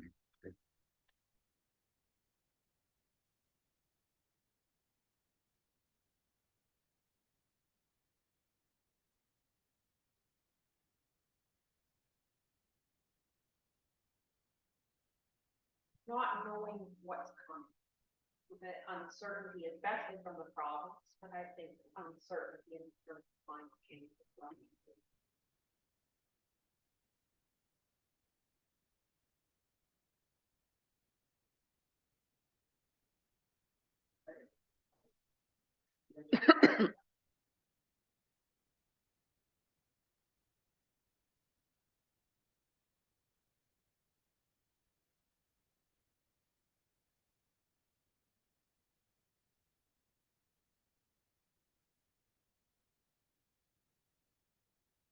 Oh, and from climate change.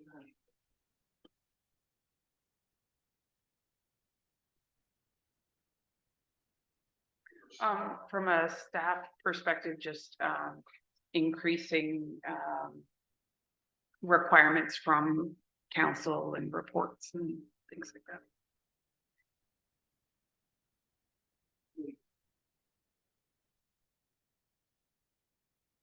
Sorry if I repeated something. I can't read it from here. It's just adding on to the first increased local.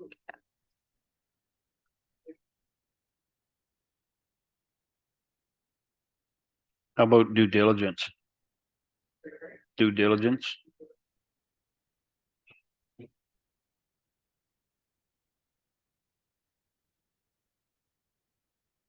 Response. Expectation.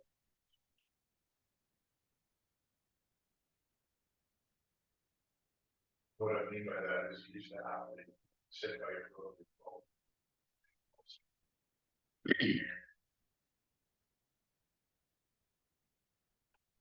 Basic gratification. I concur with that even just at the front desk, but we get multiple calls at multiple workstations if someone doesn't get an answer right away. when They they're- call everybody at yeah. the municipal office, everybody.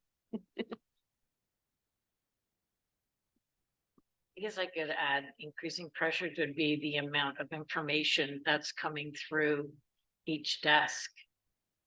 And trying to grasp it and the amount of emails everybody is getting.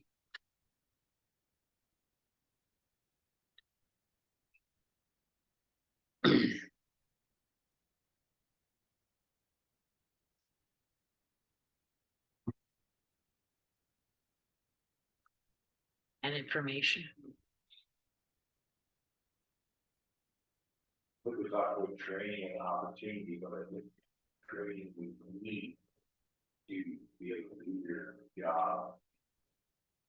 About your ability. To think you're starting so much. You have to do it in many places. Yeah, that's true.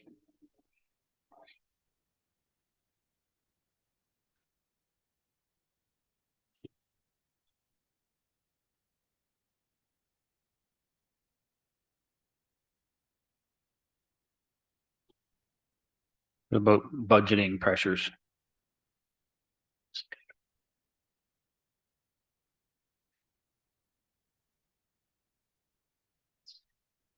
Trust in government. Or lack of trust in government, and somewhere there was awareness, but I think there is a real not understanding why we pay tax. It's not understanding what's involved for government and for staff.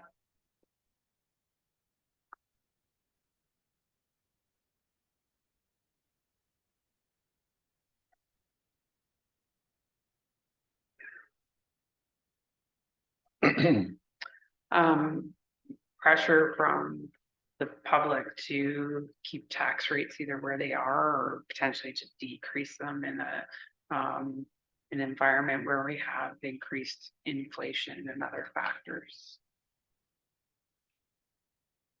That part of the budgeting pressures. I guess it'd be part of it. But I think the pressure is specifically coming from our public, and it kind of ties into what you said earlier about maybe them not being educated and understanding that, you know, to get a certain service level in an environment where you have increased inflation, that leaving the tax rate where it is isn't necessarily a responsible thing to do. I think there's probably pressure to fix my problem when it's not really my problem. The people won't do it themselves. Take the initiative.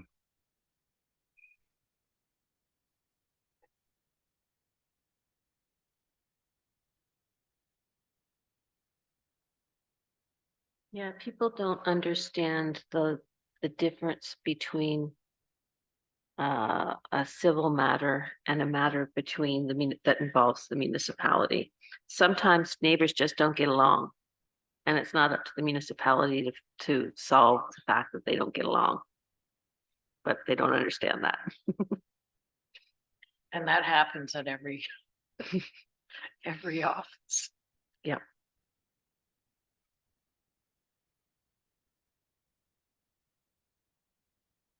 That workers can't afford to live in this community. So, for example, we just had someone retire from public works, if a 23-year-old takes that job, they cannot afford to live in all this Paulson. But they couldn't buy a house on that income, and even if they're married and have a spouse earning the same amount, they still can't afford a house in the municipality. Our houses are not expensive.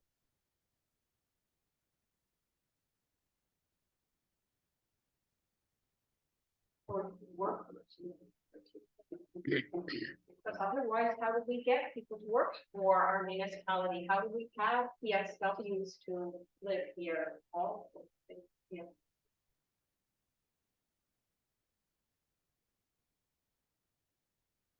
So pressures on staff and council to deliver. Yeah, just kind of everything we're talking about.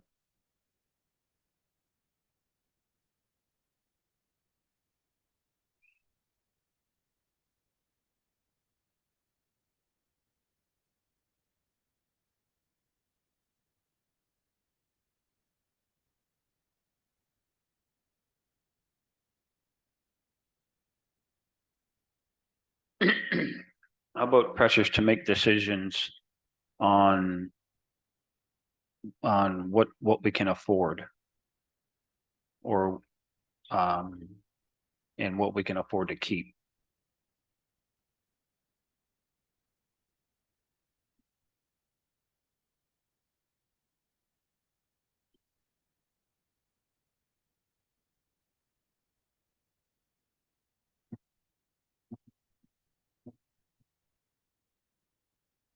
So are you saying, Mike, that's pressures on to make a decision without the information?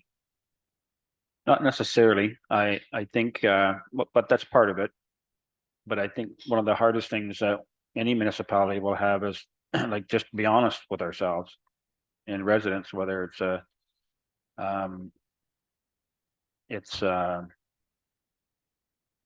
what's the word I'm looking for, whether it's detrimental to us or it's going to be a big hurrah for us. You know, we got to make that decision. And I think in a lot of cases, we're actually in a seminar at Good Roads that we talked about this, that one of the hardest things for council and staff is to be like honest with what we can afford and, you know, what we need to cut back on.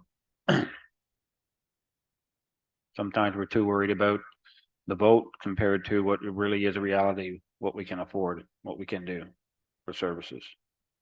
And educate the residents on why that decision's being made.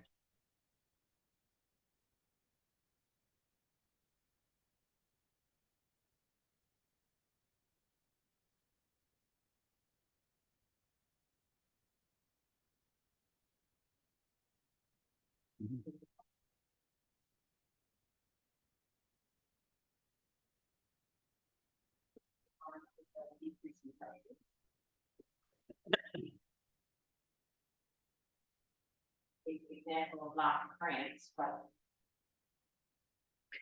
I see lack of grants as being an increasing pressure. Yeah. I'm not familiar with any decreasing pressures. How about us working better as a team? That would be decreasing pressures on all, right? How is,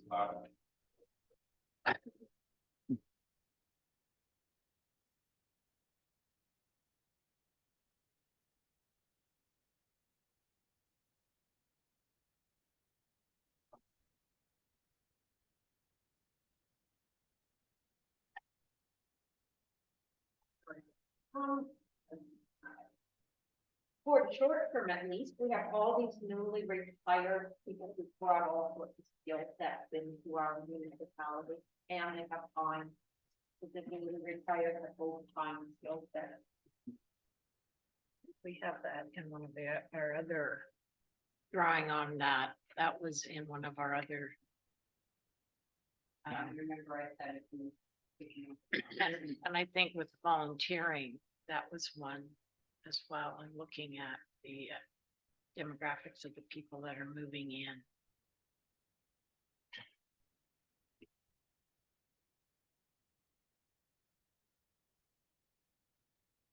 So you're looking for decreasing pressures? Oh, what would help to decrease the pressures? Okay. More funding.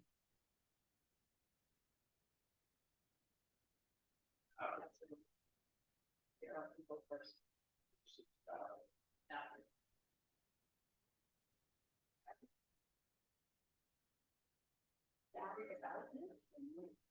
yeah, increases that, you think. That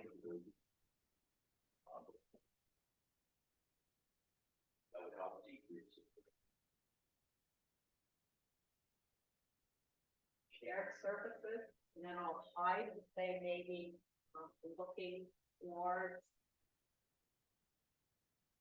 reorganization of tier 1 and tier 2. And I'll hide under my desk if I say it, but I don't, yeah, I think that's whether we want it or not, it's going to happen. We had a address critical health. So that I don't feel like I need to hide under my desk. Decreasing pressures, I guess, for.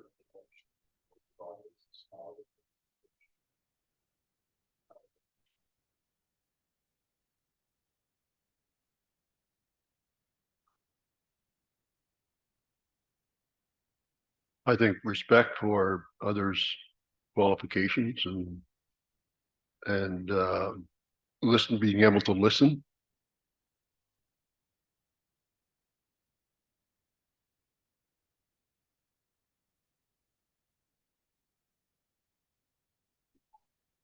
Finding ways to increase the amount of taxpayers and suppliers who are using electronic methods to receive funds.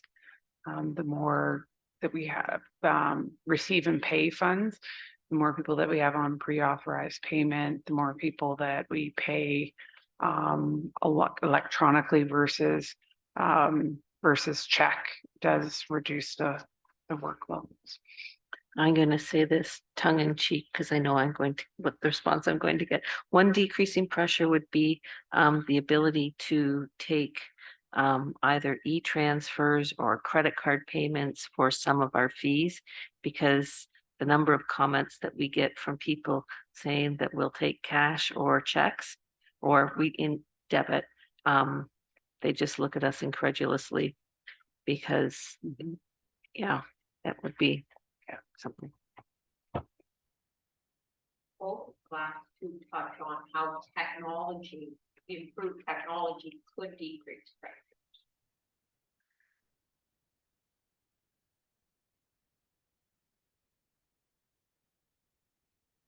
Northumberland County is very supportive.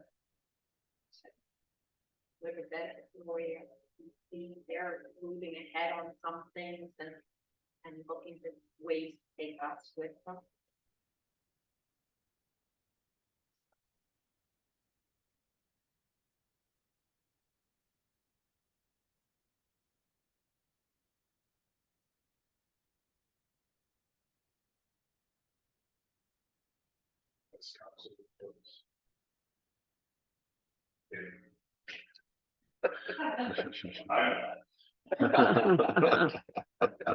Sorry. I don't want to go too deep. I think improved reports, because I think if we have a handful of reports that are better directed to us being able to make decisions as governance, and fewer reports that are the manager type things that are, if I can.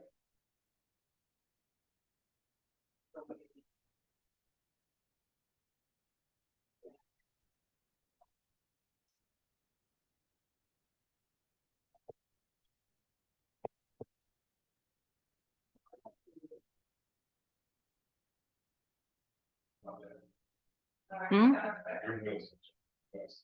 No, that's all I got.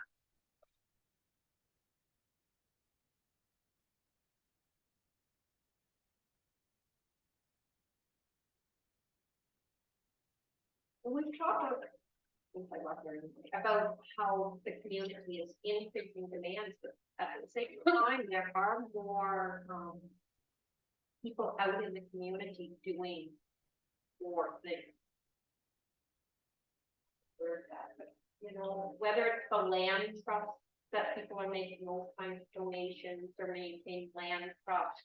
I think the Health and Legal Center would be another example of where, you know, people are really stepping up and, yeah. A desire within, while there's the ones who are angry, there is this desire to build a better world out there. Is that okay? So maybe opportunities from residents to. If they genuinely are trying to build a better world. In a whole bunch of ways.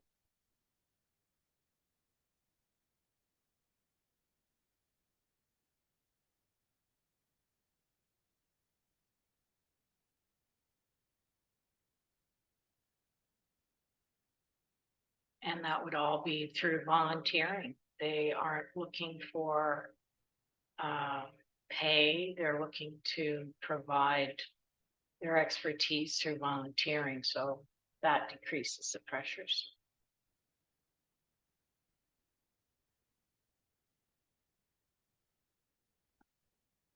Other hand, increasing pressures. The one before, that churches and community groups are doing. So we have the transition time.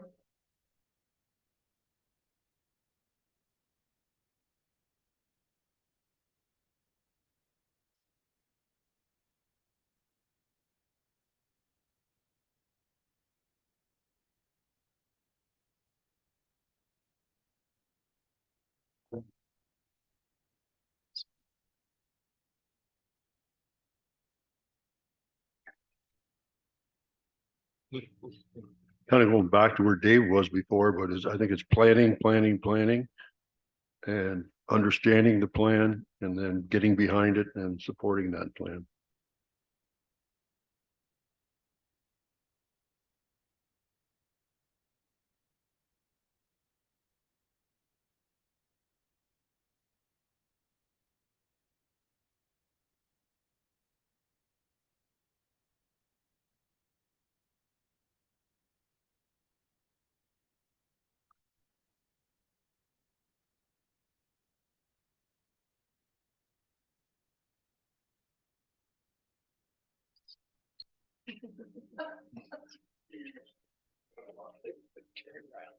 Okay, so now, council, we could quickly go through your list, or we could take your list and file it and send it out to you, so you have an opportunity to look at it before the advance, and that's probably better.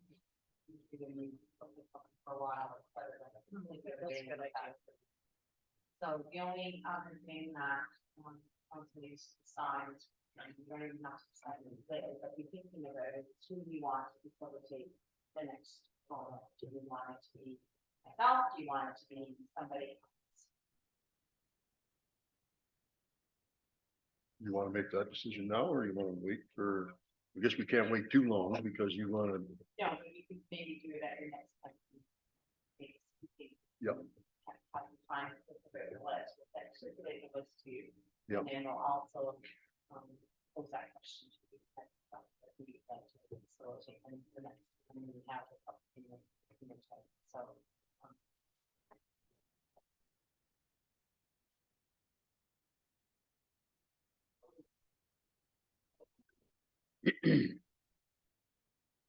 Well, I want to take this opportunity to thank you, Pat, for putting this on and organizing it. Jennifer, for your help with Pat and throwing in a few words, and actually to the rest of staff for contributing as much as you have.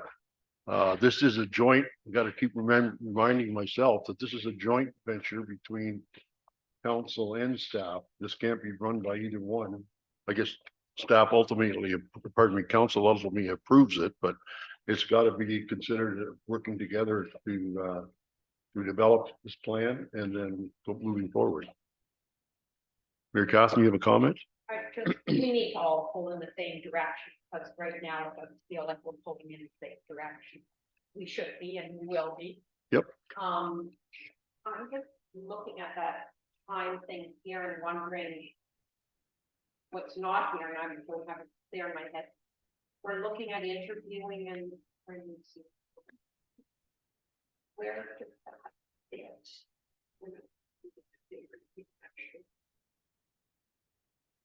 Like that, how would that fit in? I think a new person coming in. Yeah, I don't think we can discuss that without Aaron here. I mean, we're not taking nothing in till the 13th. The question, what we do at the next stage? I'm wondering if that's almost a decision you need the next person to be. Before we can make that decision.